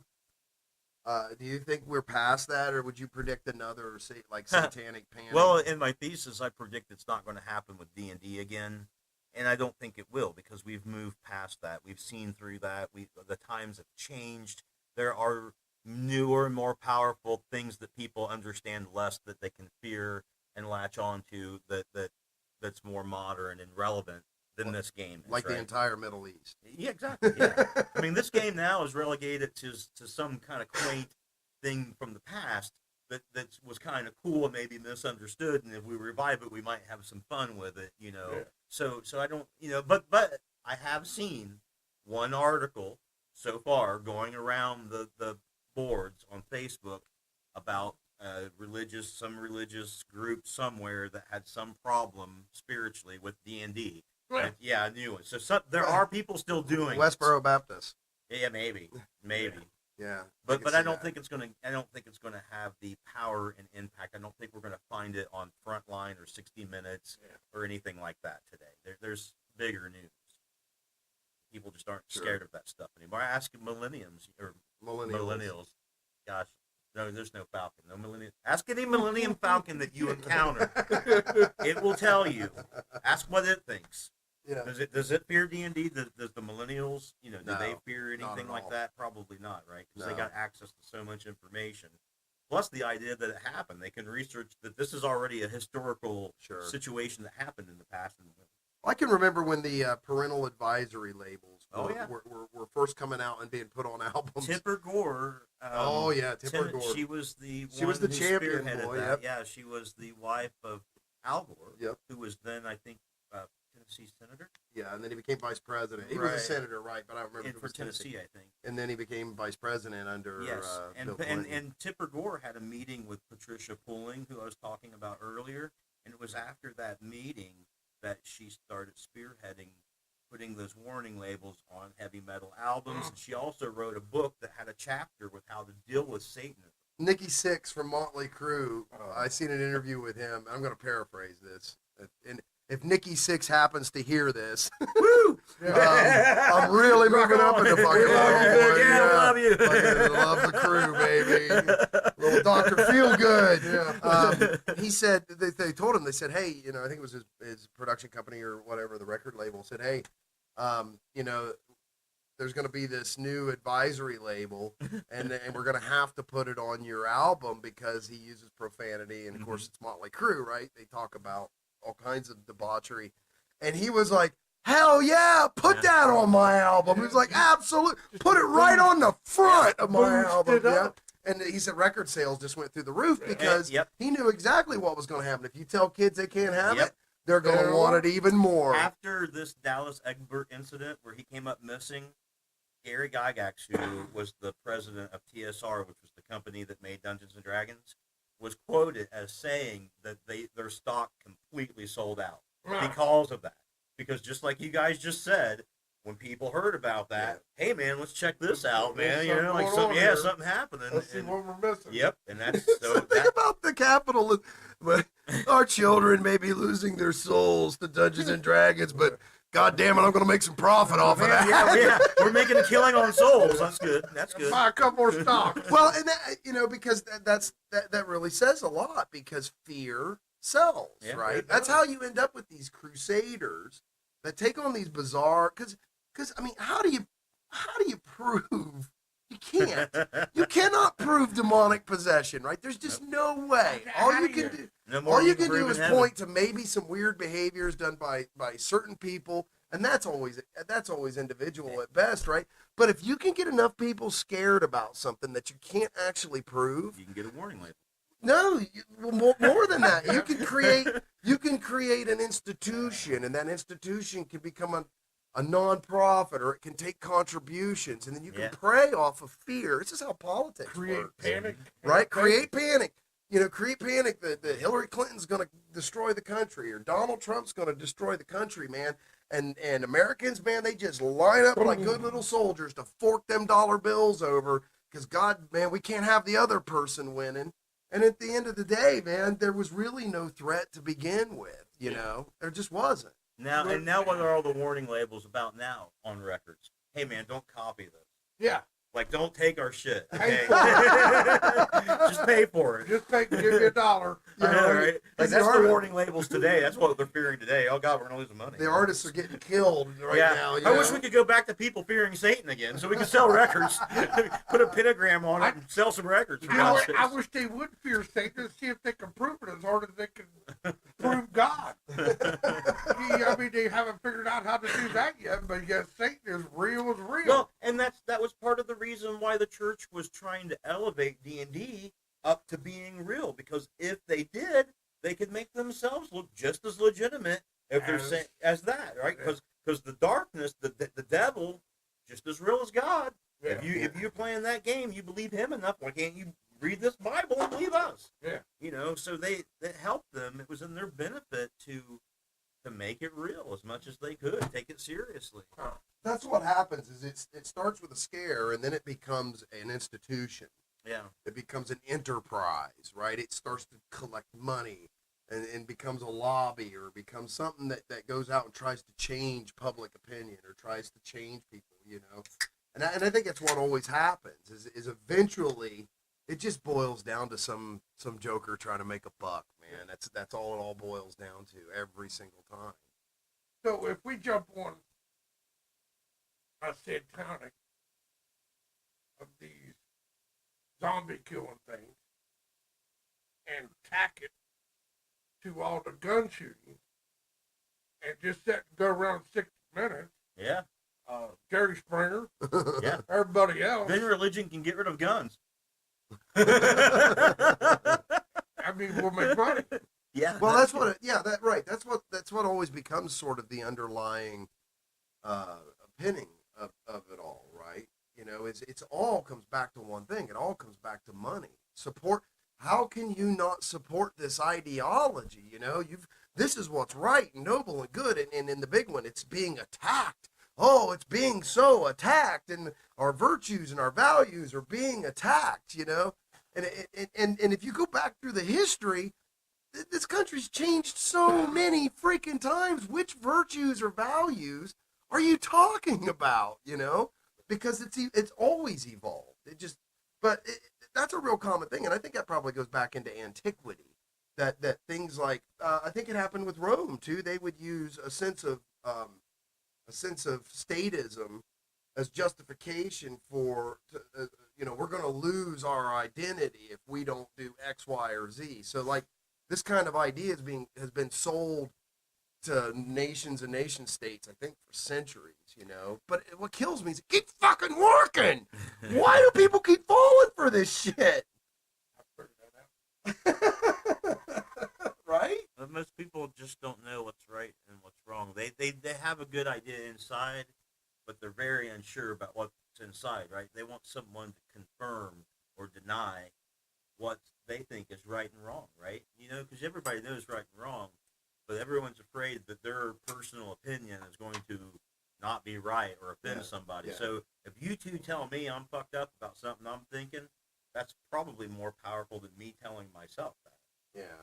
You know? Like peer pressure, kind of thing. Societal pressures. So I guess that's like another way of saying that people are sheeple. Have you ever actually met a Satanist? Because they do exist. Oh yeah, They exist. They have a church and they have a Bible, and the whole nine yards. I may have met one where my brother don't go to him, but he believes in him. Maybe one when I worked at Well, Universal Matrix. What's funny is the one I met it's funny that when you think of the Christian definition of like the Church of Satan, yeah, that's not what okay, it is. it's not at all No. about goats and ritual sacrifice. It's about humanism. It's about humanism. About God is inside God, of you. yeah, You are God. and they really if I remember right now, and I'm probably going to get flamed in the comments, right? But they really value things like logic and science and I believe reason so. and this kind of stuff, and that sort of Probably more than Scientology does. So Yeah. calling a Satanists don't believe in a Satan because they don't believe in a God. There is no. There is none of that. Yeah. So, but that's that whole dichotomy, right? That's a whole binary thing. Well, if you don't believe in a God, you must automatically believe in a Satan. And it's Yeah. like, And the inverse of that is that if you can believe in D&D and its satanic connection, then you should believe in the church. right. Yeah. We're here for you.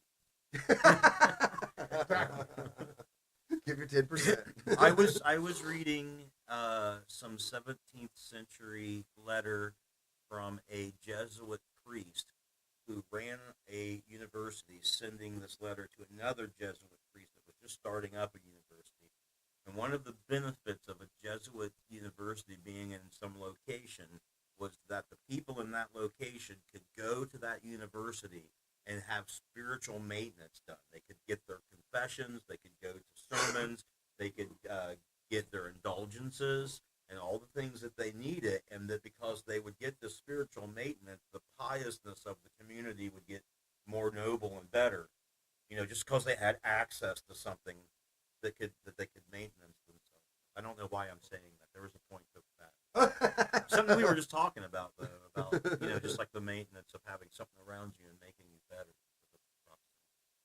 Well, God forbid, if you don't have a spiritual direction, then you're automatically adrift to the wolves, right? That's the concept. That's a Protestant, Yeah. like a Calvinist Protestant view is if you're not doing God's work, you're absolutely Doing the work of the devil.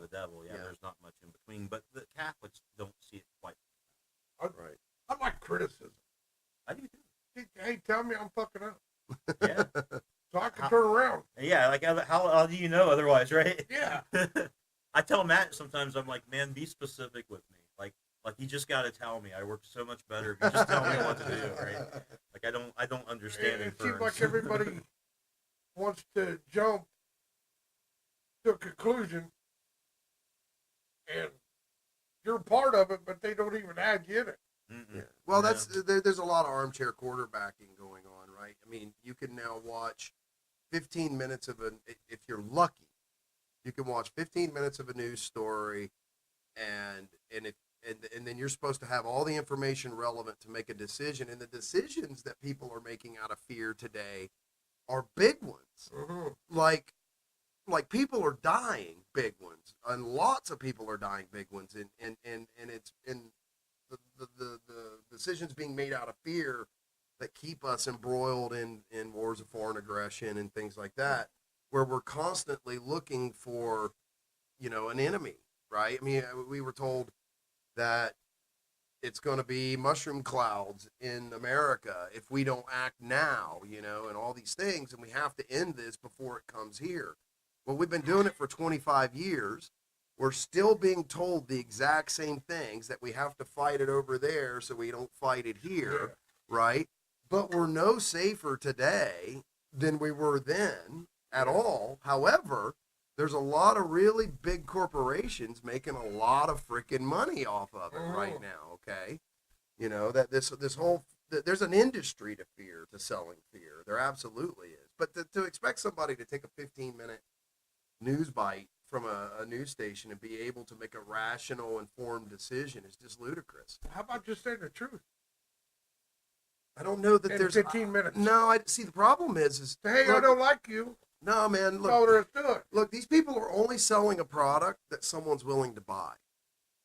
Okay, right? At the end of the day, the reason why fear sells is because there's a lot of people out there who are afraid. You follow me? Yeah.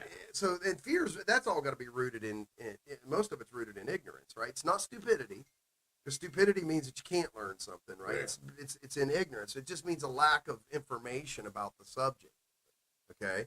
But it doesn't drive ratings, right? It's a weird kind of trap, isn't it? Because if I run a news story on all the real shit that's happening, it isn't going to get near the ratings that if I go out and sensationalize something. So if D&D didn't have fear, would it be where it's at today? Would you be doing your thesis on? I would not be. I wouldn't be doing my thesis. And that's all out of fear. Yeah. Yeah, and unfortunately, in fact, I was just sitting here wondering how in the world are they going to sell the new editions of it without anyone being afraid of it. So somebody's going to have to fear it. Yeah. Well, it'll definitely It would drive help, it. Sure. yeah. Yeah. I mean, yeah, absolutely. But this whole Renaissance is coming back under a different thing, But I don't think it would hurt sales at all if people did get scared of it. I think it would help just like it did in the past. Yeah. I just don't think they're going to get afraid of this again. Yeah. Right. I've already been there, done that. Yeah. There's always something better, newer, more powerful, and less understandable to be afraid of. Right. Right. Well, it's interesting, right? Because this is an interesting topic inside of a cycle that just kind of keeps happening over and over again. This is just one. It's not confined of to just cycles. RPGs. It can take a lot of different forms.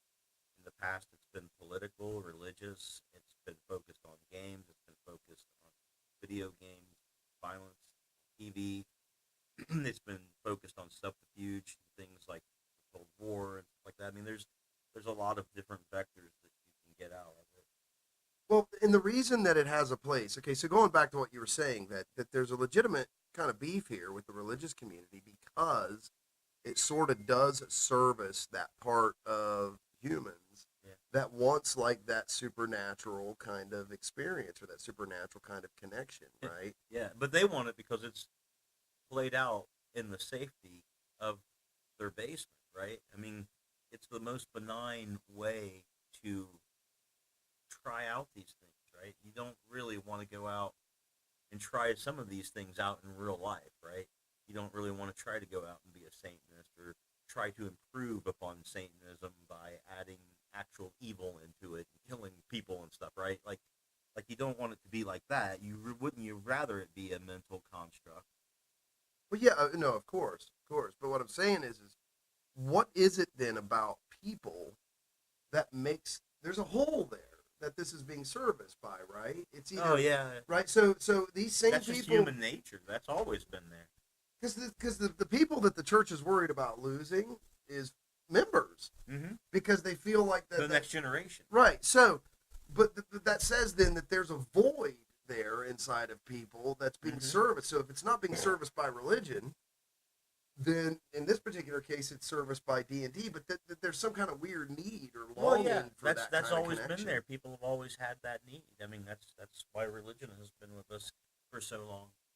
And and with this game, it's like when I was talking in that last podcast about Joseph Campbell saying how mythology needs to be updated to be relevant to the people who it concerns, right? It needs to be reflective of the world that they live in. And this game is something that allows that to happen. It allows those concepts that are modern and relevant to be integrated into this experience that we're talking about. Whereas religion and older myths are using antiquated technology, so to speak, to, that it doesn't make sense. Like some of the parables and some of the stories in the Bible are open to such wide interpretation because they don't directly make sense. They're not directly obvious, right? They're not applicable to what's going on in your life. It's something completely different, and you really kind of have to interpret it in some way Right. to make it relevant.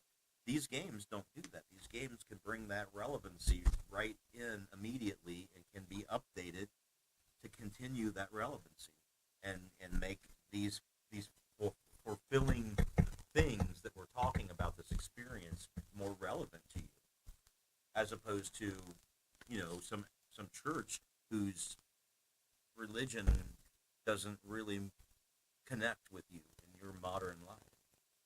But yeah, I mean, there's no scripture in the Bible about text messaging, Right. right, or whatever. But Right. but most of those major religions, though, there is a difference in that they were sort of trying to prescript a code of life, right?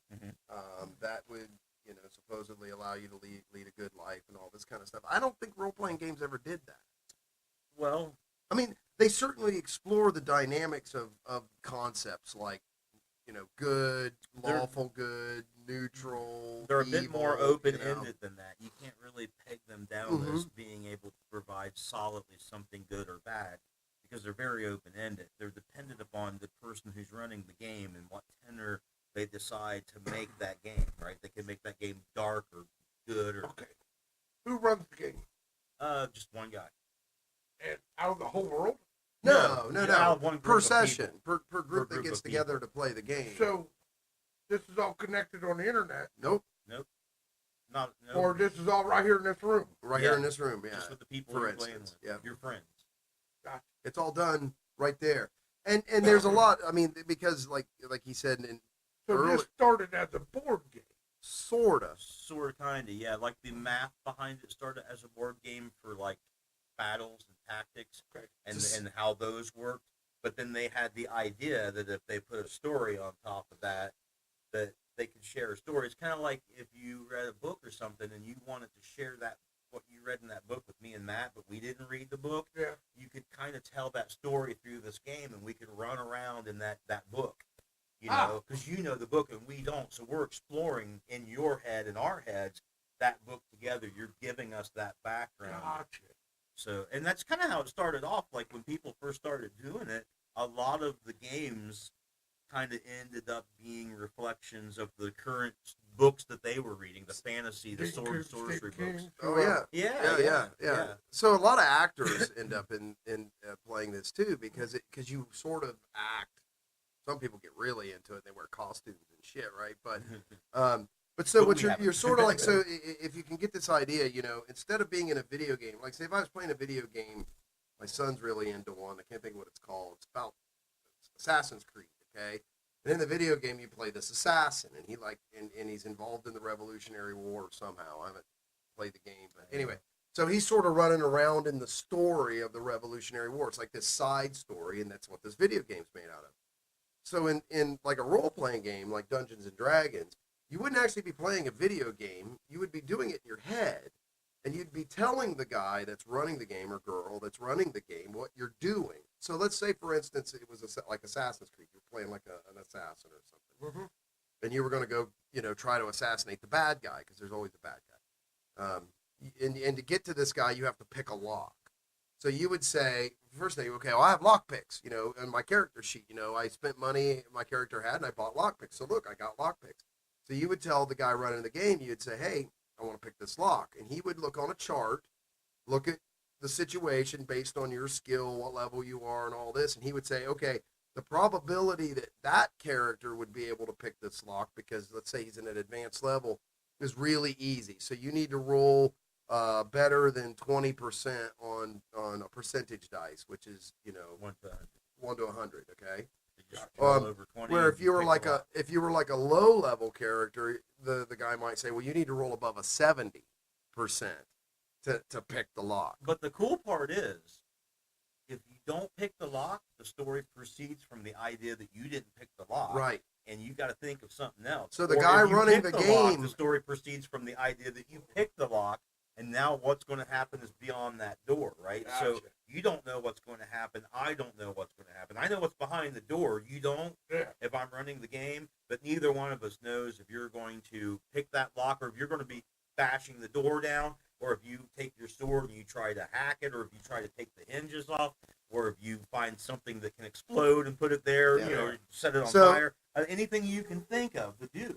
So this is why kids, young people with imaginations, especially kids, get so into this, because, yeah, you're sitting in somebody's basement, but you're not, right? In their heads, they're on another world. They're having this grand journey with these epic battles, and all these amazing heroic things are happening to them, but they're sitting in somebody's basement, and right? There is some science to say, like you can see this in sports science, that if you visualize something before you do it, it helps you do it. Yeah. A lot of these people that play these games will say that because these games play out these various situations, it gives me an idea of what I would do if I happened to be in a situation like that, right? So, like, let's say you're not a person who gets into bar fights a whole lot, and you never done that, right? But let's say, well, let's say I'm not, right? Let's say I'm not, but because I've seen so many bar fights in my head in this fantasy world, and I've done it in so many different ways, tried different things, and some things worked out better than not, and because these things are based on math and die rolls, in the real world, those chances are still pretty solid that if I do those things that worked in the game, that they're going to work. Now, these are like ideas, not like just overpowering somebody with brute force, right? Yeah. It's like reacting quickly and thinking, oh, I need to pick this hard thing up and hit this dude before he smashes me. Yeah. And thinking quick and not just being like, oh, and getting smashed, right? Yeah. So that's what they're saying. They're saying that sometimes by simulating life events in this game, it helps them in real life. I mean, not necessarily always in a bar fight, but maybe in other situations too, like how to react to a group of people who are... how about react to this guy not giving me a loan? Yeah. Or anything really. Yeah, I got you. So if you weren't playing D&D, let's say you were playing like a sci-fi fantasy kind of thing, okay, it might be not pick the lock. It might be, I'm going to use my jetpack to fly to the roof of that building where the bad guy is, or right? It could be hack the lock because it's an electronic lock. You're right. It could be I pull out my computer and I hack the lock. See, but it's all created in this virtual reality, but it's all done with imagination. It's not done inside a computer. And because it's done in your head, you can change it on the fly if you need to. Like in a video game, you only have X number of options that you can try. You can't go outside of that framework at all. You can't, if you don't have a jetpack in the game, you're not going to get a jetpack in the game, right? Yeah. But in a Now you have game, right. you can leave that site, go and find a jetpack or build a jetpack, come back and use it, right? So you can do anything you want. It's not relegated to being just what you can do in the board game or the video game. It's completely open-ended. So the people playing it have to adapt, improvise constantly, right? But the person running it is trying to bring forth a storyline that this group of people, one or more characters that are playing, the person running the game is trying to bring them through a story arc that they've sort of envisioned in their head, or maybe they've written down. Yeah. But you have no control over what these people are doing, right? So everybody in the game has to sort of maintain this high level of sort of awareness because it's constantly changing. And right? another thing too, the guy running the game plays everybody else. He plays the bartender, the people in the bar. He plays everybody the the characters interact with. He plays the robots. He plays the computer. He plays everything. The weather, the other environment. than you guys. Yeah. You guys just play yourself, right? Yeah. And so if you talk to the bartender in the game, I play the bartender and we talk. Then if you go over and talk to the guy sitting at the table, you're still playing you, but I'm playing the guy sitting at the table. Wow. And the story might be as simple as an evil priest has moved into the tower that's a half a mile away and he's been corrupting the people. And we don't know what to do. Can you help us? So you might talk to people and figure out what's going on and find out where the tower's at and decide that you're going to go out there and check it out. Yeah. And that's what's fun for you because you don't know what's going to happen. What's fun for me is I know where the tower is and who's in the tower and what's in the tower and what they're doing. And the fun for me is watching the players figure that out and how they go about figuring that shit out and what they do.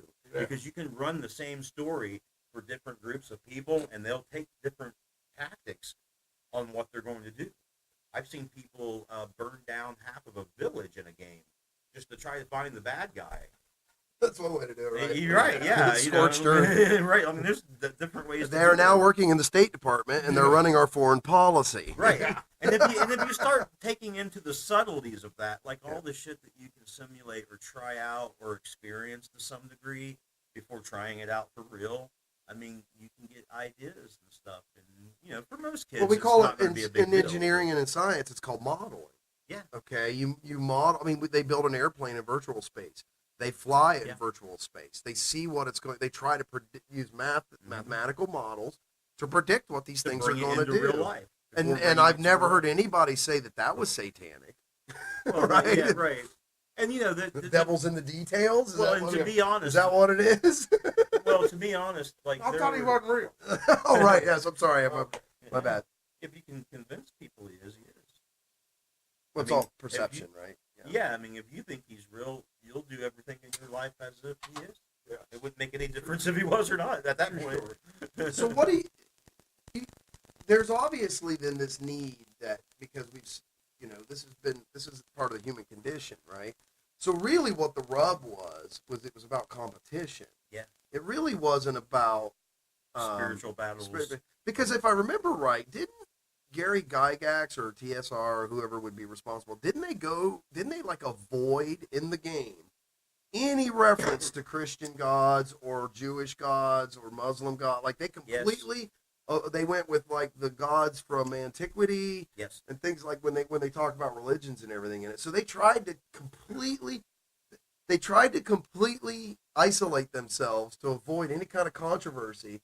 And then I'm willing to bet that the fact that there were no references to Christianity in it at all further intensified. Yeah, because it was all pagan gods. Right, oh my God. It's all they're teaching our kids paganism. He's like, Jesus Christ. Here we are trying to avoid a problem, and it's been made it worse. The guy that invented role-playing games was a Jehovah's Witness. He was a Christian.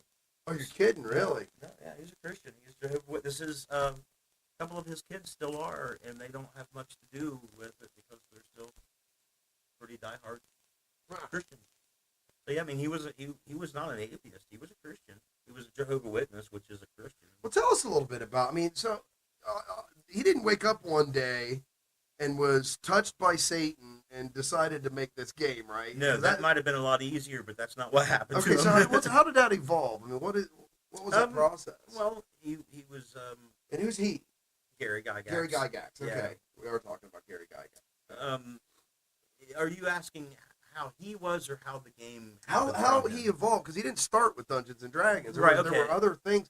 Wasn't he contracted by the military or something? No. He was just a normal guy. He didn't graduate from high school. He was a shoe repairman and I believe an insurance seller for a while. And he had a hobby. He liked playing war games. Like what? Like Risk? Yeah, but more complicated than that. Like you ever see the kind where they got the sand table and it's full of sand and they make terrain and they got the little guys and they march? Games like that, and games that would be board games that have hexes and little cardboard counters on them that can move so many spaces, and when they butt up against each other, you roll dice to see which ones win, like unit combat, stuff like that. And games like diplomacy. He was just into war games of that nature. Was he like a big Civil War or World War II buff or anything like that? He was a big medieval buff. Okay, obviously. Yeah. Okay.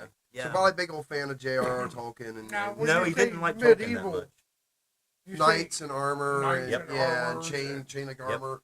And it would be like, in his world, it would be like wizards and like magic and like Lord of the Rings. Lord of the Rings. Yeah, but he wasn't a big fan of Tolkien. He wasn't, huh? No, he was more of a sword and sorcery guy than an epic fantasy guy, right? Okay. The difference, for me at least, is epic fantasy is the story of a world and the people in it, but sword and sorcery is generally about the guy and going through the world. Like it's, like if you guys watch Game of Thrones, it's about so many people, and it's really about what people are doing on that world. But trying to think of a different story like that you might have seen where it just focuses on one character and him going. Well, there's a bunch. There's lots of them. There are a lot of movies that have been made like that where you have one epic hero, Merlin. Yeah, the whole story of Merlin is, story, or even Percy Jackson. Yeah, exactly, right. Yeah. Up to date, So he liked those kinds Harry of stories. Potter. And so what happened was he made with a guy named Jeff Herron, I believe is his name, Jeff Herron. Him and this other guy made a medieval battle game called Chainbound that you were supposed to be playing on a tabletop or maybe in a sand pit, but even on a tabletop with guys and stuff. And they made it. And Gary kind of, from what I understand, as an afterthought, put a appendix in the back of the book called the Fantasy Supplement, and it was just the idea that you could use these rules that they used for things like catapults and trebuchets and scorpions and men and stuff, that you could apply these things to fantasy characters. Like a dragon could be a tank, have the stats of a tank. It would have stats. Yeah, it would have stats, and then you could battle this dragon instead of battling these units or battling this tank or whatever. It wasn't a huge leap, right, from what they were doing. It was just different things, different like dragons and griffins and monsters and stuff instead of same machines. Mechanics, same game mechanics, different genre of simulation. So he met a guy named Dave Arneson, and Dave Arneson was in Minnesota, I believe, at a university. And he was running a sort of specialized diplomacy game where it was an ongoing thing and people had parts, and every so often they would give instructions, like written out instructions of what they were doing in this game, in this story, and he would update the game.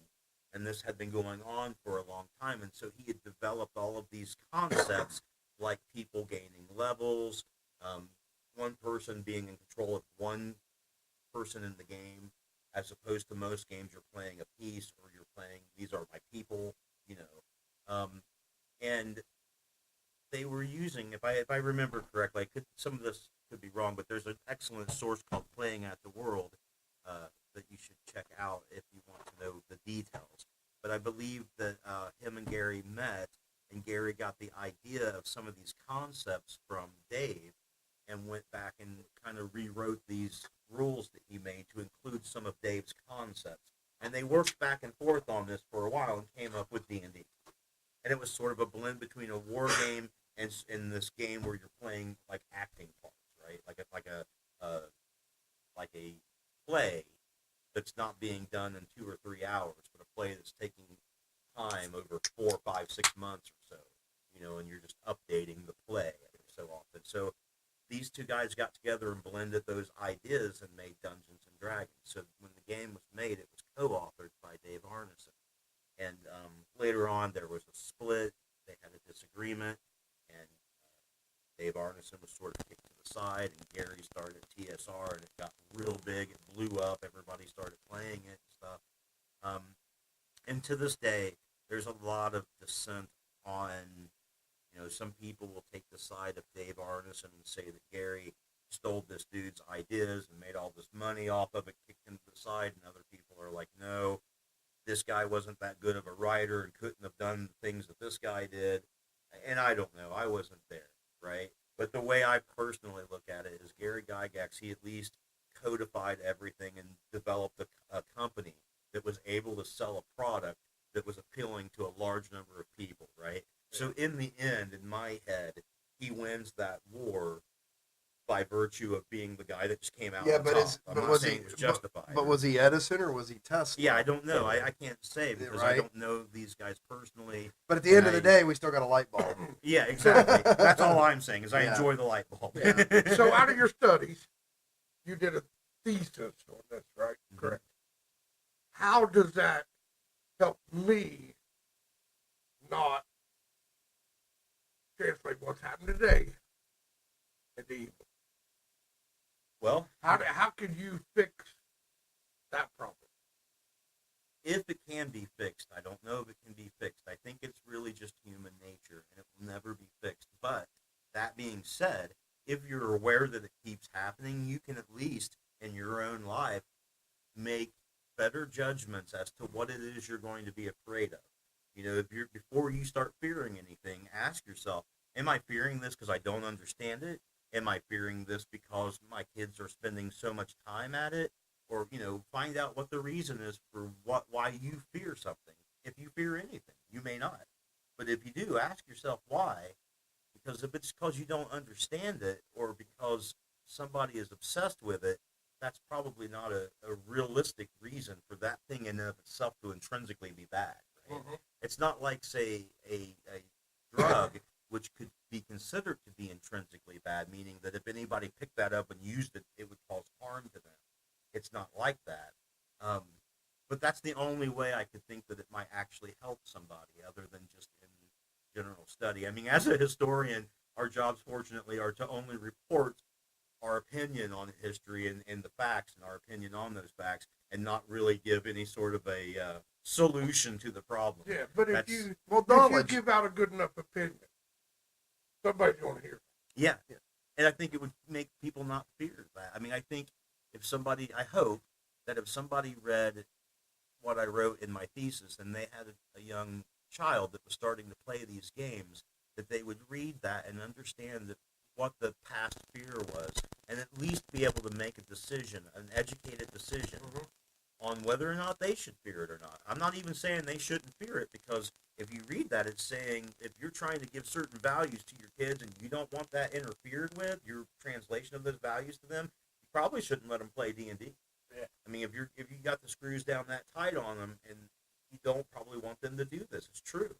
But if you're the kind of parent that feels like your kids can have some leeway and explore their imaginations a little bit and be themselves and become somebody other than what your vision for them is, then maybe this isn't such a bad thing. Maybe this will help them nurture and grow and find something that will help them that they can't get from the outside world or their parents.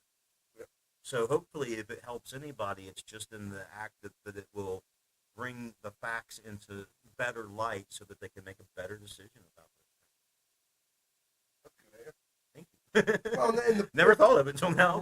And having discussions like this, too, right? Because it's really about knowledge. The boogeyman sort of starts disappearing when you see, behind the curtain, right? You kind of, okay, well, wait a minute.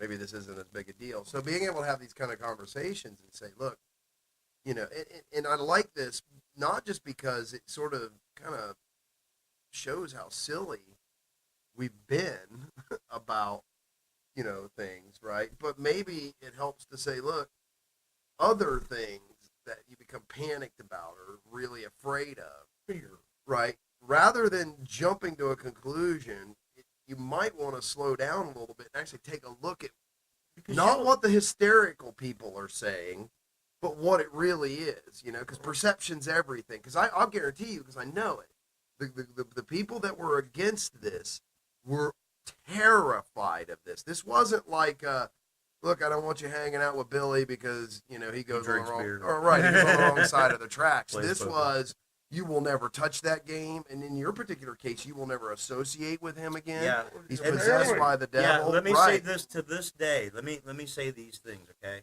I can say that this upset me, that my family turning me out like that did bother me. It did fuck with my head. To this day, my cousins still will not talk to me because of this situation, and I had to let go of them because I cared about them. I loved them like brothers, and I had to let go of them. And to this day, my family on that side, Matt will verify it. It ain't like any of them have called me up and said, "Hey man, we know you went through a divorce, and would you like to have Thanksgiving here?" Nobody in my family has called me or contacted me or invited me to any holidays or even has acknowledged my existence. And that's just because you play D&D. Exactly. So why not give up the game? Because it doesn't make sense, man. These people, it was clear to me then as it is now. You're just saying it was because it was so irrational. You were like, screw this. They're just being ridiculous. Yeah. And if they want to be ridiculous for decades, then... But there are probably people out there that did say, you know what, this isn't worth it. But how long has this been? Since they disowned me? Yeah. Oh, my. It was...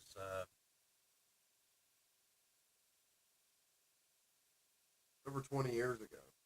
Like 32. Something like 32, 34. So you have not been in prison? No. You haven't... anybody's arms off? Nope. No. The old he's never freaked out and went on a Dungeons and Dragons satanic killing spree. No. Couple hands. Were any goats ever sacrificed at any of your coven meetings? Never jabbed a knife in some dude's leg. Nope. I get along with most people, I mean. You're better than me. I don't know if I'm better. I wouldn't say I'm better, but... I'm here to tell you. Yes, so you've done all of those things. No. Is this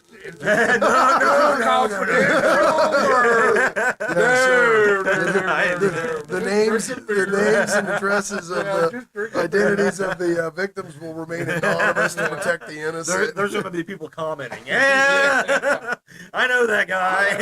But you know what, man? If this happened to you, then it happened to other people too. You're not the only person that I'm guessing that's been disenfranchised somehow. Probably not. There's probably people that suffered more. Dungeons and Dragons. There's probably people. And you know what's funny? Because all it did was, if it did anything at all, because you said it hurt your feelings, man. I mean, it upset you. Is it drove you harder to the community that did accept you? Yeah. So he's the black sheep. Oh yeah. Who's the black sheep of our family? We all are. No, it's got to be Dawn. Yeah, we'll go with Dawn. Will I be meeting Dawn? Oh yeah, okay. Absolutely, yeah. So you didn't.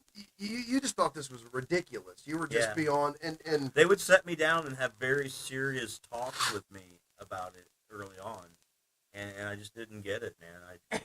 Like, how does this go down? Right? They set you down. It's like an intervention kind of thing. Yeah. Really? Yeah. I don't understand this. For D&D, an intervention for you. Because you're just out playing a game.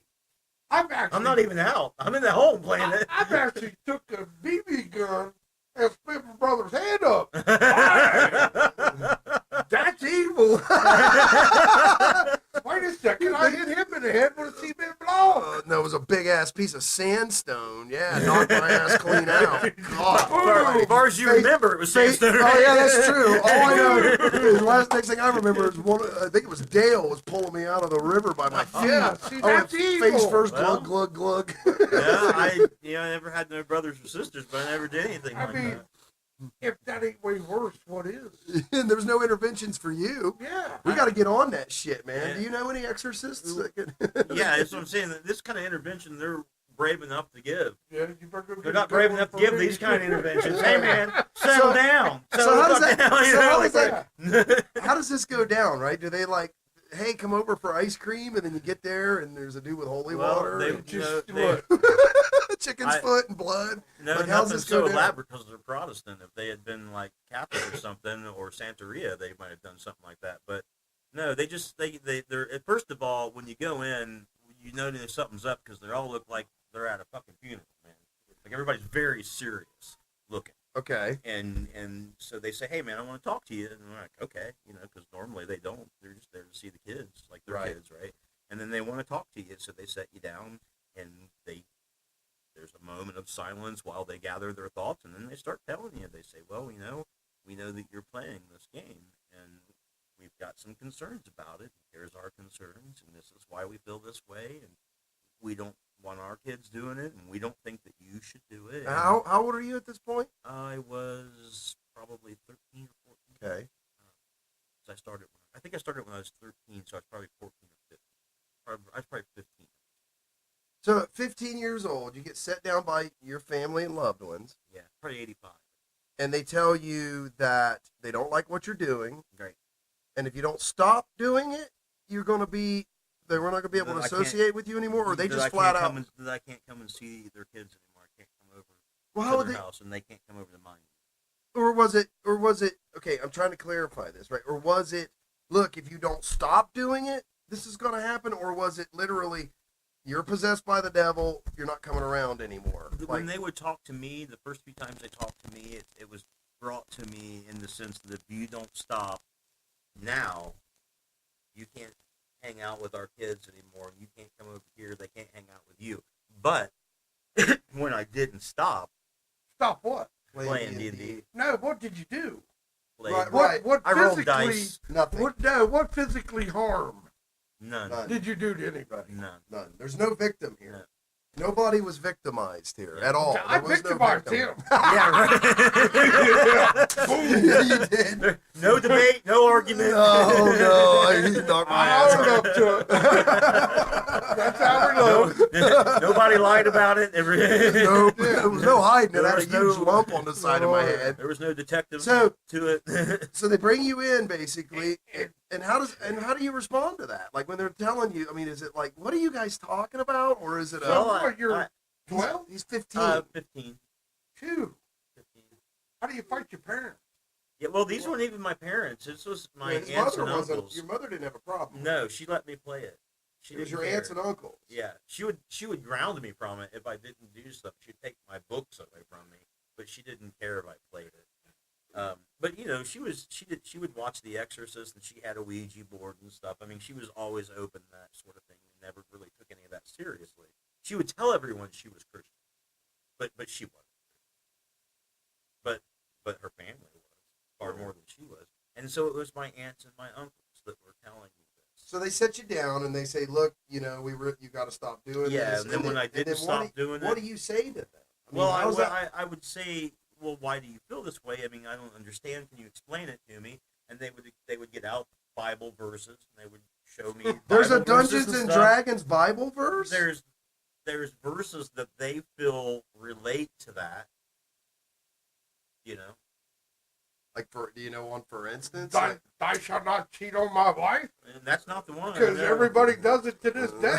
There's a I passage mean, A lot of about people not do. having engraven images of evil around you, that you're not supposed to have them around you, and that was one of the issues, because there are pictures of demons and pentagrams and stuff like that. So in the Christian religion, you're not supposed to have these symbols of evil around, especially if you're Protestant, because they don't even believe you should have like statues and the rituals and stuff. how are they on things like crucifixes and things like that? Well, yeah, simple things like that you could have that related to the religion, but they the cross is the most evil thing, ain't it?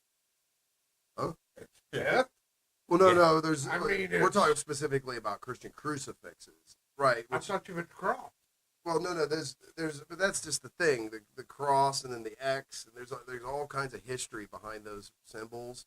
So it's a little more complicated. There's a cross. There's a double cross. Yeah. There's a lot of different. But they would allow connotations. those and stuff. I mean, that was just one part of it. I mean, the main fear was a traveling preacher. I don't know if they have names. Not a televangelist, but a traveling evangelist came Amanda and had a sermon. And that's Amanda where, being the town, yes. not your mother. Or yeah, something like that, yeah, right? the little village that my family lived in. They somebody came through that village and had some sermons over a weekend, from what I was told, and that's where they got the information originally. But then, as I was saying, it was all over the news. It was on 60 Minutes. It was on Sally Jackson Raphael. It was on Donahue. I mean, it wasn't like they couldn't. They would have got it in many places and stuff. So it was just permeating the air, and that was the main reason that they had an issue with it. They were told by their spiritual leaders that it was bad for you and would cause demonic possession. Okay? And then they could go home and look at the books if they were available, or see pictures of the books if they were available, and say, oh, look, there's a pentagram in this book, and there's this demon in this book, and there's a demon on the cover. Yes, clearly these are evil. And then our spiritual leaders are telling us that it will suck you into it and corrupt your soul and perhaps make you a part of an underground organization. And so when they see me, like I'm the first guy that comes into their midst that's really into it, that's like, yeah, man, this is awesome, D&D, woo. And so they're like, oh, man, this kid's clearly misled. It's because he's got a single mom and they've been moving around, and he's a worldly kid. He just needs someone to set him straight and let him know it's not the right thing. Like you said, if you just tell me I'm going the wrong way. But it's literally like, if I'm telling you, Shane, it's literally like if I'm saying, look, when you lose teeth, you got to put money under the pillow. Mm-hmm. Because the tooth fairy will come, and or teeth under the pillow. And if you don't have teeth, something bad will happen. And if you put the teeth, like if I'm seriously talking to you, man to man, about the tooth fairy, how legitimate can you really take my words, right? I mean, even if I'm really concerned and being as nice as possible to you, at some point you're going to look at me and be like, "Man, I'm tired of you talking to me." I'll be like 2 years old. Right. You're going to get tired, and you're going to be like, oh, "Whatever, man, whatever. Just quit talking to me, or I'm going to get mad." And I would get mad about it. And then when the school that I went to at Amanda Clear Creek, before me, I just happened to date this girl named Karina Willard. I didn't know who she was, but apparently her sister was dating this guy who played D&D, and they got in a motorcycle wreck, and they both died. So when I came in playing D&D and dated her sister, that whole faculty went apeshit and was down my throat constantly about playing D&D. At school.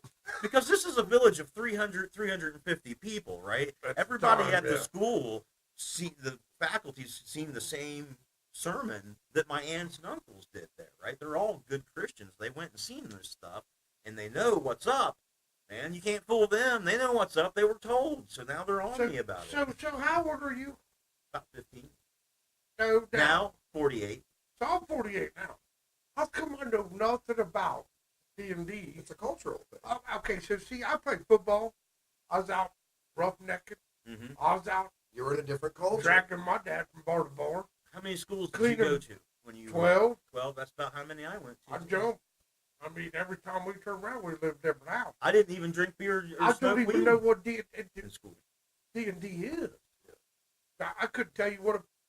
I could see it because I know how to visualize stuff. Right. I can make a movie out of my head. Mm-hmm. You have an imagination. I like it. Then you would like playing the game. But I've never done it. Yeah. But it'd be easy and you could. But it's a cultural thing, right? It's look. I guess not to get. How do you get from one person seeing it and not the other? It's so, but yet it's so evil in the world. I know, right? And they were saying that it was making kids kill themselves. And somebody pointed out once that as many kids killed themselves that played the game as people said that they did, there'd be nobody to play the game. How would you sell it? It would just kill everyone, It's like the original version of Jumanji, right? Like they play the game and then everybody come around. They're going to come back soon as they do. Yeah. How are you selling this game in the first place? Who's buying it, man? People are dying like flies. Well, at this point in time, with as widely distributed as it would have been, it would have been it would have been, all these people would have been possessed by now. Yep. The world would be covered in darkness, and and that conspiracy, that global conspiracy, they'd be rolling in open right Yeah, now. yeah. They'd be in the open, being like, "Man, I'm glad that everybody's worshiping Satan now and plays D&D." I just never. I'm hands-on. I'm mechanical. I work on this. I work on that. I see. I go do. Mm-hmm. I've never really played games. Well, I can tell you how I got into it. I mean, like I said, I was living in Paris, Texas at the time, and I was just an only child. I started in Powderly, Texas, and then we moved right over to Paris. It's about the size of Lancaster, and I was an only kid. I didn't have a dad. My dad left when I was like 2, right? So I wasn't into sports. I didn't know anything about sports or mechanics or nothing, right? I was like programming a TRS-80 computer and loving it. And I was really getting into computers and stuff. And this kid came over to my house one day, and he says, "Hey, you want to play D&D with us?" And I'm like, I don't know. I don't know what it is. He's like, "Well, you should come and play with us. We have fun doing it." I'm like, "Okay, sure. What do I need to do?" This is your first day, isn't it? Yeah, this is the first I've ever heard of it. And he says, "Well, you're going to need some things. So get a pencil and paper." I'm like, "Okay, I get a pencil and paper." He says, "You're going to need a rope." Okay. Bro. Yeah. And I'm like, what? I know, I was. He's like, "And a lantern." I'm like, "Okay, lantern." And he said something else. And I'm like, "Do I have to get this stuff from the store or something, like the hardware store?" And he says, "Well," and then the phone rang, and it was his mom calling to have him come home. He had to go home, right? So for 2 days, I was like, "What is this Dungeons and Dragons thing? Why did I have to have a rope and a lantern and some flint and steel? Like, I don't understand, right?" So I was going through a bookstore one day, just happened to be wasting time because my mom was shopping, and I seen a display. And it said Dungeons and Dragons. Everything you need to play Dungeons and Dragons is in this box.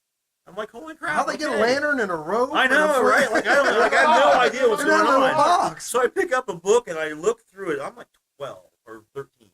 I'm like 13 years old. I look through it and I see pictures and I'm like, well, maybe it's some kind of a story game that you read out of a book to somebody or something.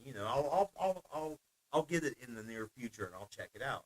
So about a week later, I went from Texas to Ohio. It was summertime, and in the summer I would come to Ohio and visit with my father. And when I would visit with him, he would give me jobs to do, and I would do them, and he would pay me an allowance. So I got my allowance, and I went to a bookstore. It was Hastings here in Lancaster, which later became Buzzard's Nest. After it was Hastings, then Buzzard's Nest, and eventually it became something else. But and there was a display in there, and I bought one hardback book and one box set. Took it home and I read it, and I didn't quite get it, man. I read it, and it talked about how you would roll up a character, and I said, okay, I get that. I get that there's stats, and you put it on this sheet, and that's the guy you're playing, right? I get this, right? But I don't really understand how the game works. So I had people roll up some characters, and I went home, and I started reading this thing called a module. It was just a part of the box set. And the module is the story that you take the people on that rolls up the characters. And then it dawned on me, oh, I get it. One guy knows everything. The map, the layout, what's happening. I still don't get that. Where all the bad guys are. Yeah, what the story is. And the other people don't know shit about it. And they have to come into it not knowing anything. And they run around on the map. And discover it through the person running the game. Yeah. So how do you get the map out to the other dude? You explain it to them. Like, say, for instance, I described to you, let's say that... So you're the boss. Yep. I'm playing. Yep. So... Hello, how you doing? Hey, good. I see you have your character there with you. That's good. Let me tell you what's going on, okay? Your guy here that you're playing has left his home where he was a farmer because the farming wasn't so good and he wasn't making any money out of it. You heard that about 5 miles to where the border of your kingdom is, there is a small keep there, and it sits right there on the border, and that they've been having trouble right across the border with a bunch of orcs that's been raiding into your guys' kingdom, and you thought you'd go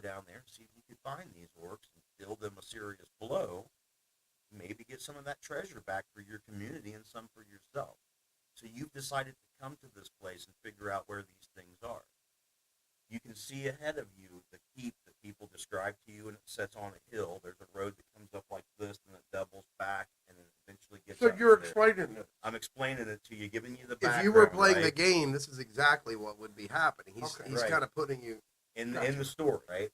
So, and the day is a summer's day. It's about 74 degrees with a nice wind, and everything's good. You've got your armor and your weapon. You've got a sword, and you're there looking for orcs, right? So you figured what you would do is you would go up to this keep, which is the last like establishment before you get out to the wilderness, so to speak, and ask them, hey, have you guys heard anything? So that's what you're doing here. What do you do? So I'm checking for information on how these orcs are coming in here without anybody seeing them. Exactly. Are they big dudes? Well, you don't know because Are they armored? You have heard that they're armored, but you haven't talked with anybody Are they specifically. mean? Yeah, you've heard that. I've heard that. I've heard they're mean. I've heard. But the stuff that you've heard is from local people in your area. You haven't talked with anybody that's actually seen them. Close or seen them. Yeah. So I'm looking for somebody that's actually had contact. Yes. And you figure that they're up there in that keep, up on the hill. And I gotta go. I want to go and get some gold. Yes. Bring it back. Maybe I can share it. Yeah. But I still want to live. Right. So he's asking you, what do you do? Yeah, like in that situation. In that do you situation, head now, up to the tell keep, him or what do your you character would do. bypass the keep and go into the wilderness and just start searching around to see if you can find this band of bandit orcs, or do you go up to the keep and see what's up there? Like, what do you decide? Yeah, I would go up to the keep. Okay, so you start heading up the road, and as you get up to the part that bends back, you can see that there's a gateway that they've got that bridges the part of the road. There's a big gap that it falls down in, and the drawbridge is up, and there's two guards that are at the end of the road. And as you come up and approach them, they look at you. They look a little suspicious of you. One of them, the one closest to you, says, "Well met. What brings you to this keep?" Information. Information on what, good sir? Gourds. Gotcha. The orcs and stuff. Gotcha. Okay. Gourds. Gotcha. Well, we have been having a problem with them. If you want, the major domo of the keep is inside, and he can give you some information. He can tell you where you can stay in the keep if you want until you leave. Go in there and talk to him, and he'll give you some information. He turns around and he calls up at the walls, and when you look up, you can see that they're methylated walls, which they've got like the things that people can hide behind. And he yells up, he says, "Lower the drawbridge." Guy pokes his head around there, and he's got a steel helmet on, and he says, "Okay." He yells, "Lower the drawbridge," and you hear chains moving, and the drawbridge starts coming down. Yeah, exactly. Yeah. And so, what do you do? I go, I'd like to know somebody that actually sees them. Okay. I don't want to see high talk people that talk stories. So you're going to go into the keep and just see if you can find someone that's, okay? Want to run around the local. Gotcha. So you walk in through that drawbridge, and you can see this place has a wall around it, and there's probably about maybe 15 buildings that you can see in the distance. A couple of little streets and stuff. One of them is a tavern that has So a you're lot of making this people shit running. up as we go right now. Actually, the shit's already made up and wrote down on a piece of paper, and there's a map of the place That's that you're cool, in, too. and if you can say, I go this way, I can tell you what building you're in. Everybody that walking runs beside. the game organizes it in their own sort of way. They sort of develop their own techniques. This is cool. And every person that runs the game runs it in a different way. Like Eric, for instance, tends to be extremely rules oriented. If the rules say it's this, it's this. But I've played games with people that they'll change the rules to help the storyline along, right? So for them, it's more about the adventure.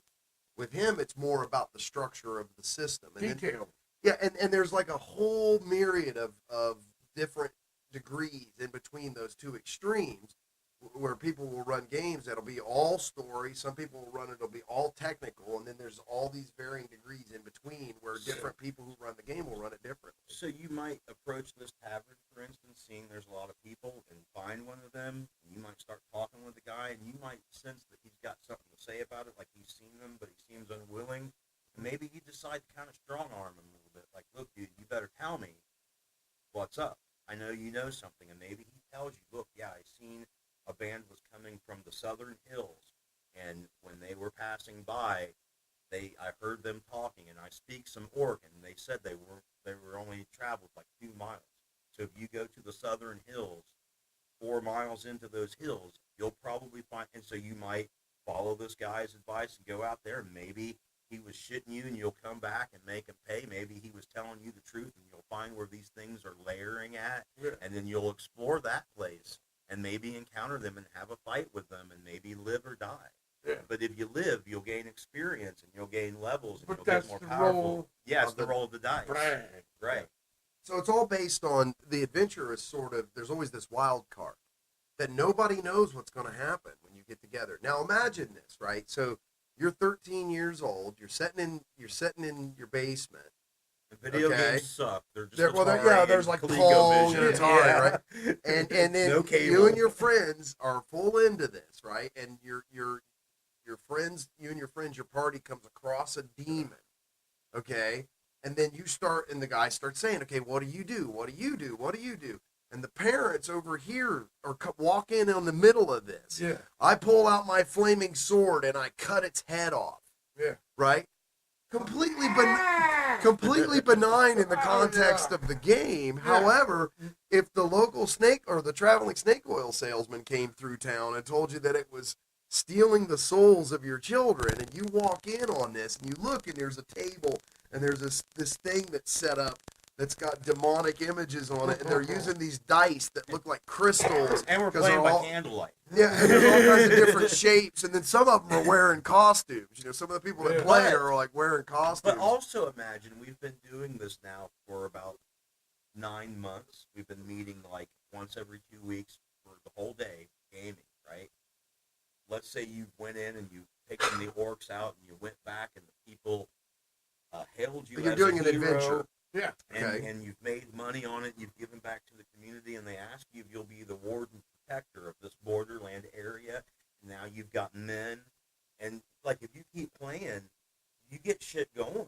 And it's interesting to come back, like, well, what are we doing today? Like, what's the issue today? Oh, we're trying to root out these goblins, so and here's the problem. In real life, you're like a scrawny little kid who's, you know, not really popular, or maybe, you know, whatever. Always getting beat up.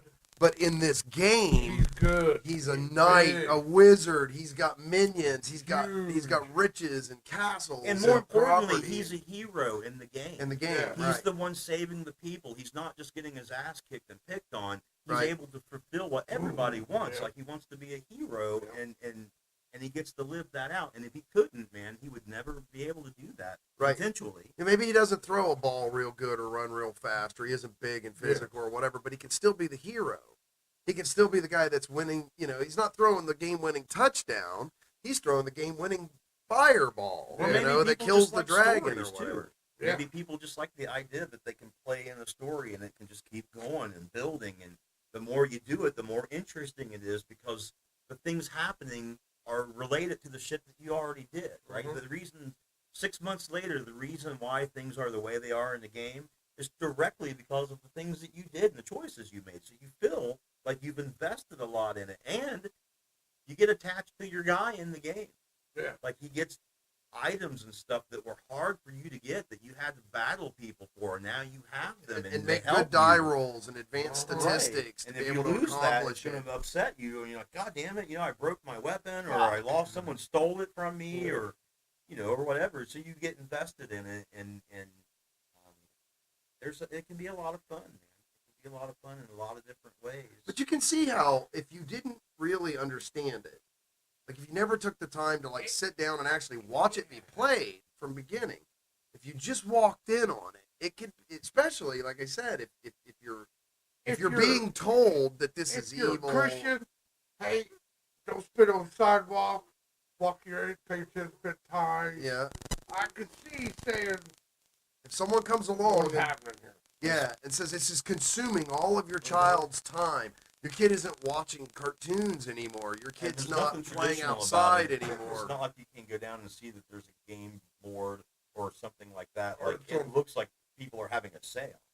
Yeah, it could be like really confusing if you didn't know what you were looking at necessarily. Yeah. Okay, so it's there's a lot of it was a culmination of like Eric says in his thesis, right? I think it was his culmination of where we were coming out of the cult scare, right? Like you had mentioned it too. You were talking about Charles Manson and the Manson family.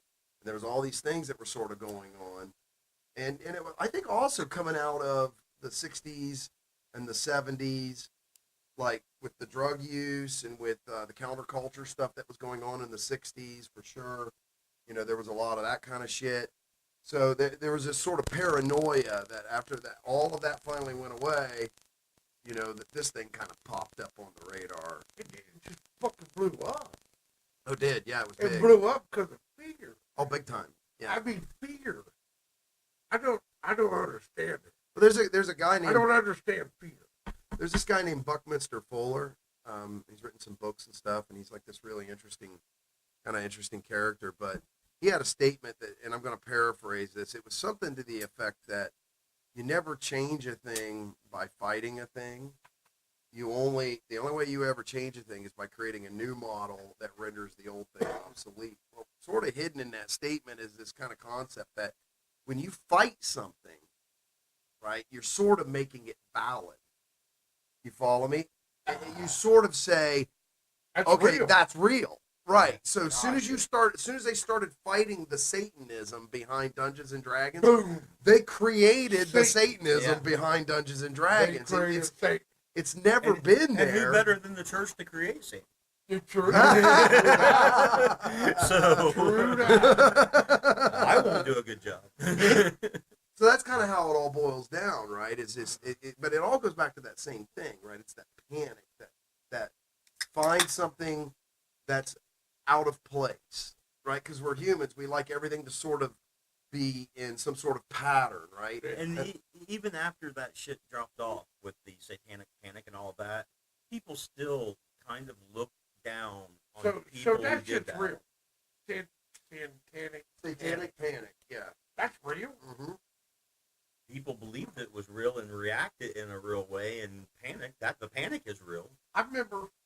Well, there was books that were written by people that claimed that you got to understand the context. Okay, there was the thing with the daycare center that I was telling you about, and they tried to tie all of that into Satanism. Okay, that they were performing these satanic rituals, William sex Deere, rituals and Patricia stuff Pulling. with these children at this daycare center, right? Ruined these people's lives, but it all sort of boiled back to one person, right? So there was that was going on. There was this book written, and then I can't think of the name of the book, but I can remember a lot of, like, my sister read this book, and a lot of Christians were reading this book that supposedly detailed the life of this young girl who was raised in the satanic cult and had all these horrific things like happen to her and stuff like that. But I think later it was discovered that there's absolutely no evidence that any of this ever happened. Like she was I don't know if she was just mentally ill or what, but that book was largely discredited. But it took a long time for it to kind of be discredited. And the period of time that all this stuff was finally vetting its way out, It already burned in. it had already been out there, boom, sensationalized. It was on 60 Minutes. It was on, all these different television shows, and everybody was making this huge deal out of it.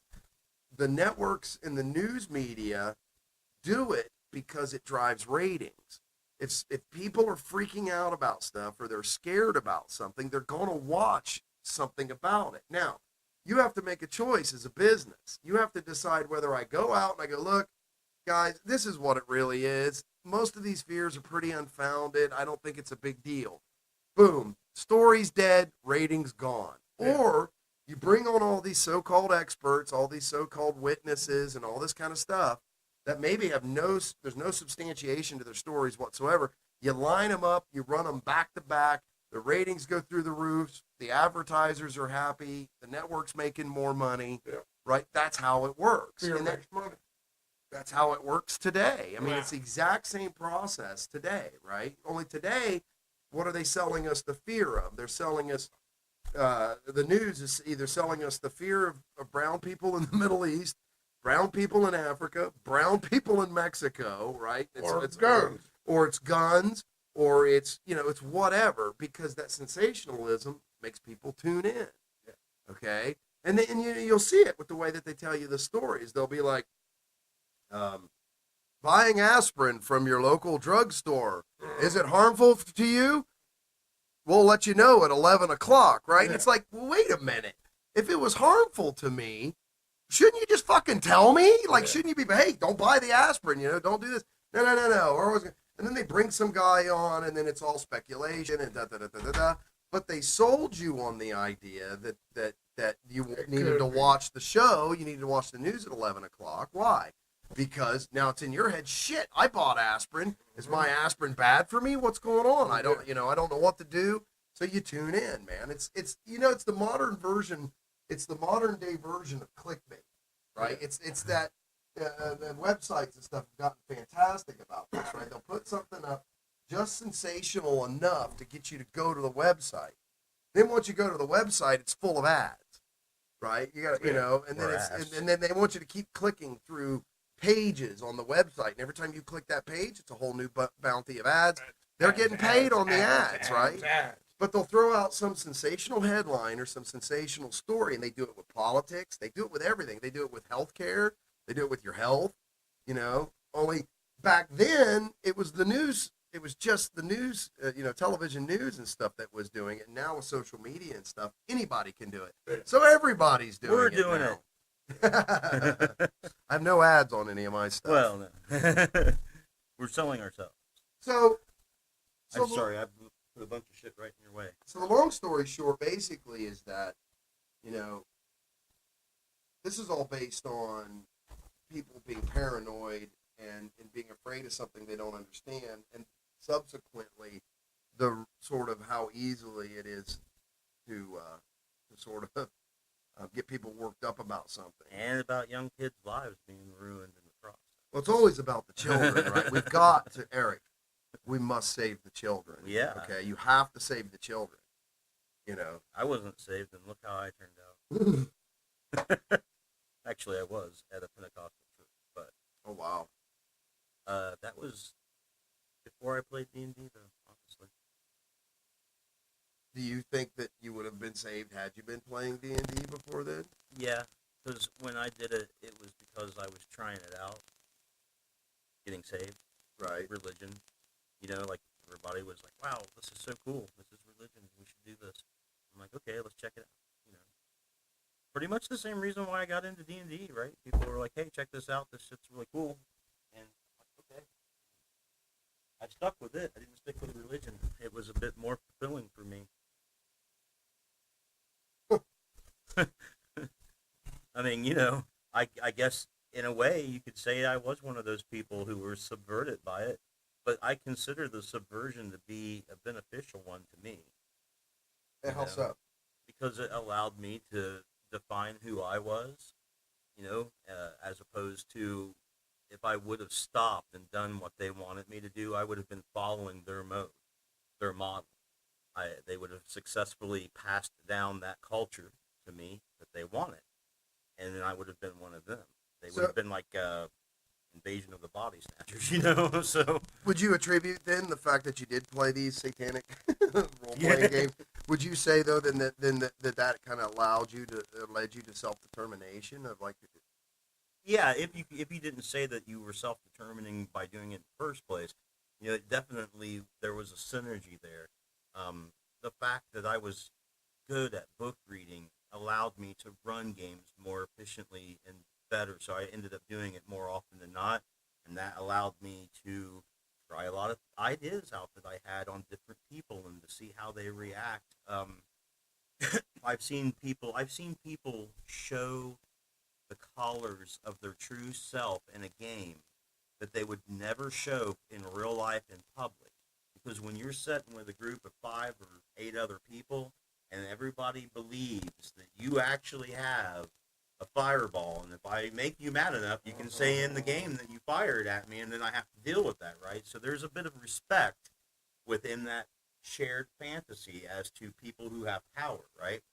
Along with that is the ability of corrupting power. I've seen people who've had power in the game that you would never have in real life use that power in a way that if they actually had the power in real life, they would probably consider ethically wrong to use it. But because it's a game, they're going to let their true selves show. Okay? So power corrupts even in the fantasy world. Yeah, and it will show you what a person would be like. I think it was Plato or Socrates. One of them said that if you really want to know somebody, play a game with them, and you'll see how they act, right? Because then it's just a game, right? Yeah. How many times has Monopoly ended with the coffee table Fucking flipped evil. over? Yeah. Evil. Yeah, man. Everybody becomes a slow Oh, board, yeah, man. I'm killing you. There, I'm going to fuck somebody up. there was a guy who we all knew in the game. He had been trying to achieve this certain end for a really long time, and he was getting really close to it. And another person in the game removed them from them being so close to gaining this thing, and they got so upset they killed the other person in the game. But when it took place, he had this power that allowed him to take control of the person's body and hold them rigid or to move them around, and he made them take their own dagger out and slice their own throat.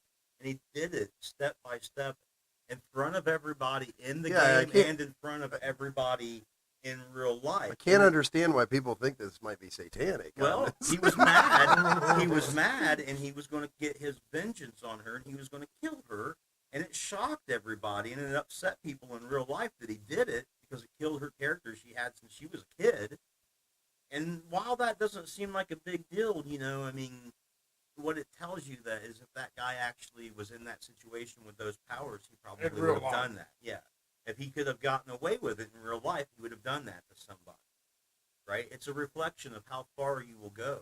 So how, did this person stop being a friend after that, or stop playing? But when after he killed her, everybody found it to be distasteful, and they all packed up their stuff and left the game. And there was a big brouhaha about it. Everybody discussed it and why he did it. And at the time, the woman he did it to, her husband was in jail. And what's he going to do? Real when emotions. He gets out of jail, yeah. Like real emotions. And he was mad when he found out because she made her cry. When that other dude killed her in the game, it made her cry in real life because me and her rolled that character up when she was 12.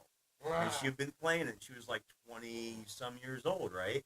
And so it made her cry, and that pissed off her husband. So he was mad in real life. I mean, so yeah, man, there's something to be said about that. So even though it was imaginary, right, she had to sit there. They were emotionally invested. Freezing, and this guy says, "Cut your throat." Yeah. He had the power in the game to say, "Brother Matt," in the power. Yeah. Had the power to tell me to cut my own throat. And any of these other people that were there could have stopped Matt from doing it, but they didn't think Matt would really do it. So they all just sat here watching to see, because he's like, okay, I make her take the dagger out. I make her put it up to her throat. Wait. And nobody said stop. No one's saying stop, and then he has her do it, and then she's dead. Then he burns her body so that she can't be resurrected in the game. I mean, like he's using. He's going a couple extra steps. Yeah, he is. Right. We're gonna make sure she's dead. And if he was hired to kill somebody, he'd make sure he'd put a couple bullets in the back of the head to make sure. Not that this game's dark or anything, and that people should be concerned. Yeah. I mean, remember I said earlier about it's the tenor of the person running the game, right? Yeah. And even though I was running the game and I wasn't trying to make it dark because the players have some control over the story, he's doing it all on his own, right? The only thing I could have done is stop the game sooner or somehow disallow him to do it. It's really interesting because this group of friends that you have, right, have had this simulated experience, okay? However, they had real emotional reactions to it. So they had to go through and simulate dealing with the death of this fictional character, but that was part of this group. So it forced them to almost deal with it like how they would have dealt with it, to a point. Obviously, there'd be police calls and stuff, but they had to go through that. You helped roll this character up. How come you didn't say stop? I could have. He's a rules guy. Remember I was telling you But I'm there earlier? as a referee, He's right? a rules guy. If I'm refereeing Yeah, a it's your boxing story. game, yeah, but if I'm refereeing a boxing game that's my boxing game, I'm not there to tell people when somebody's had enough. I'm there to say, okay, you've knocked him out, you got to stop, right? But if I think he's taking too much damage on the ropes, that's his trainer that's supposed to throw in the towel and say, my guy's had enough. It's not the referee's job Yeah, to say, look, I got you're kicking his ass too much. Gotcha. My job is when you knock him out to say, okay, Shane, stop, right? Yeah. Don't kill him, right? So what did the girl think of you? Because you was in charge of the game. She understood my position and accepted it. She's my cousin, and they're all my friends, and they know that I'm there to be an impartial judge and to let them do what they want to do. Because if I start telling them what to do, that's called railroading, right? Mm-hmm. That's like me telling you, no, dude, even though you told me you want to go in and find somebody that's actually seen these people, you can't do that. You got to go talk to the guy. Then you don't really have any choice, and what fun is it for you in the game, right? You have no control over the story. Yeah. anymore. Right. You're supposed to control your guy. But remember I said earlier, there's like a spectrum of people that do this. There's the people that are really stringent on the rules side, and then you go through the whole spectrum of people that are all about the story. But he wasn't breaking no rules. Yeah. No, I get that. But someone that was focused more on the story might have said, and I've seen this kind of stuff, might have said, okay, right before that happens, so and so intervenes, Right. and they'll sort of like rewind time to make it. But that's called Deus Ex Mechanica, right? That's like when you write something that's railroading, right? That's keeping you guys from having free will by preventing it from happening. I don't like that. Right, and most people don't. And to me, it's a lot more interesting to let it play out and see what happens. Because to be honest, even though I felt bad for her losing her character, it happened in the story. He didn't just go nuts and do it. He had a reason. He earned it. Right. He had a reason for revenge. And to see it play out and to see my people affected by it so much, it actually gave me a little bit of fulfillment. Like, like I told a really intense story, man. Like I told a story so intense that people got so involved in it, they really stepped on the other people's feelers in real life. Like they made people cry in real life because the story was so intense. So I kind of felt a little bit of achievement as a storyteller, So, all right. So we've been at this about 2.5 hours. I think we've covered the topic of your thesis, right? The Satanic Panic and stuff, and we've kind of gone into detail. So tonight's guest again was Eric Smith, my friend and historian. My co-host tonight was my big brother Shane. Thanks for sitting in, buddy. I appreciate it. Right, come back. So that was this week's podcast. We'll look for you guys again next Friday night. Thanks for listening, and have a good one, everybody.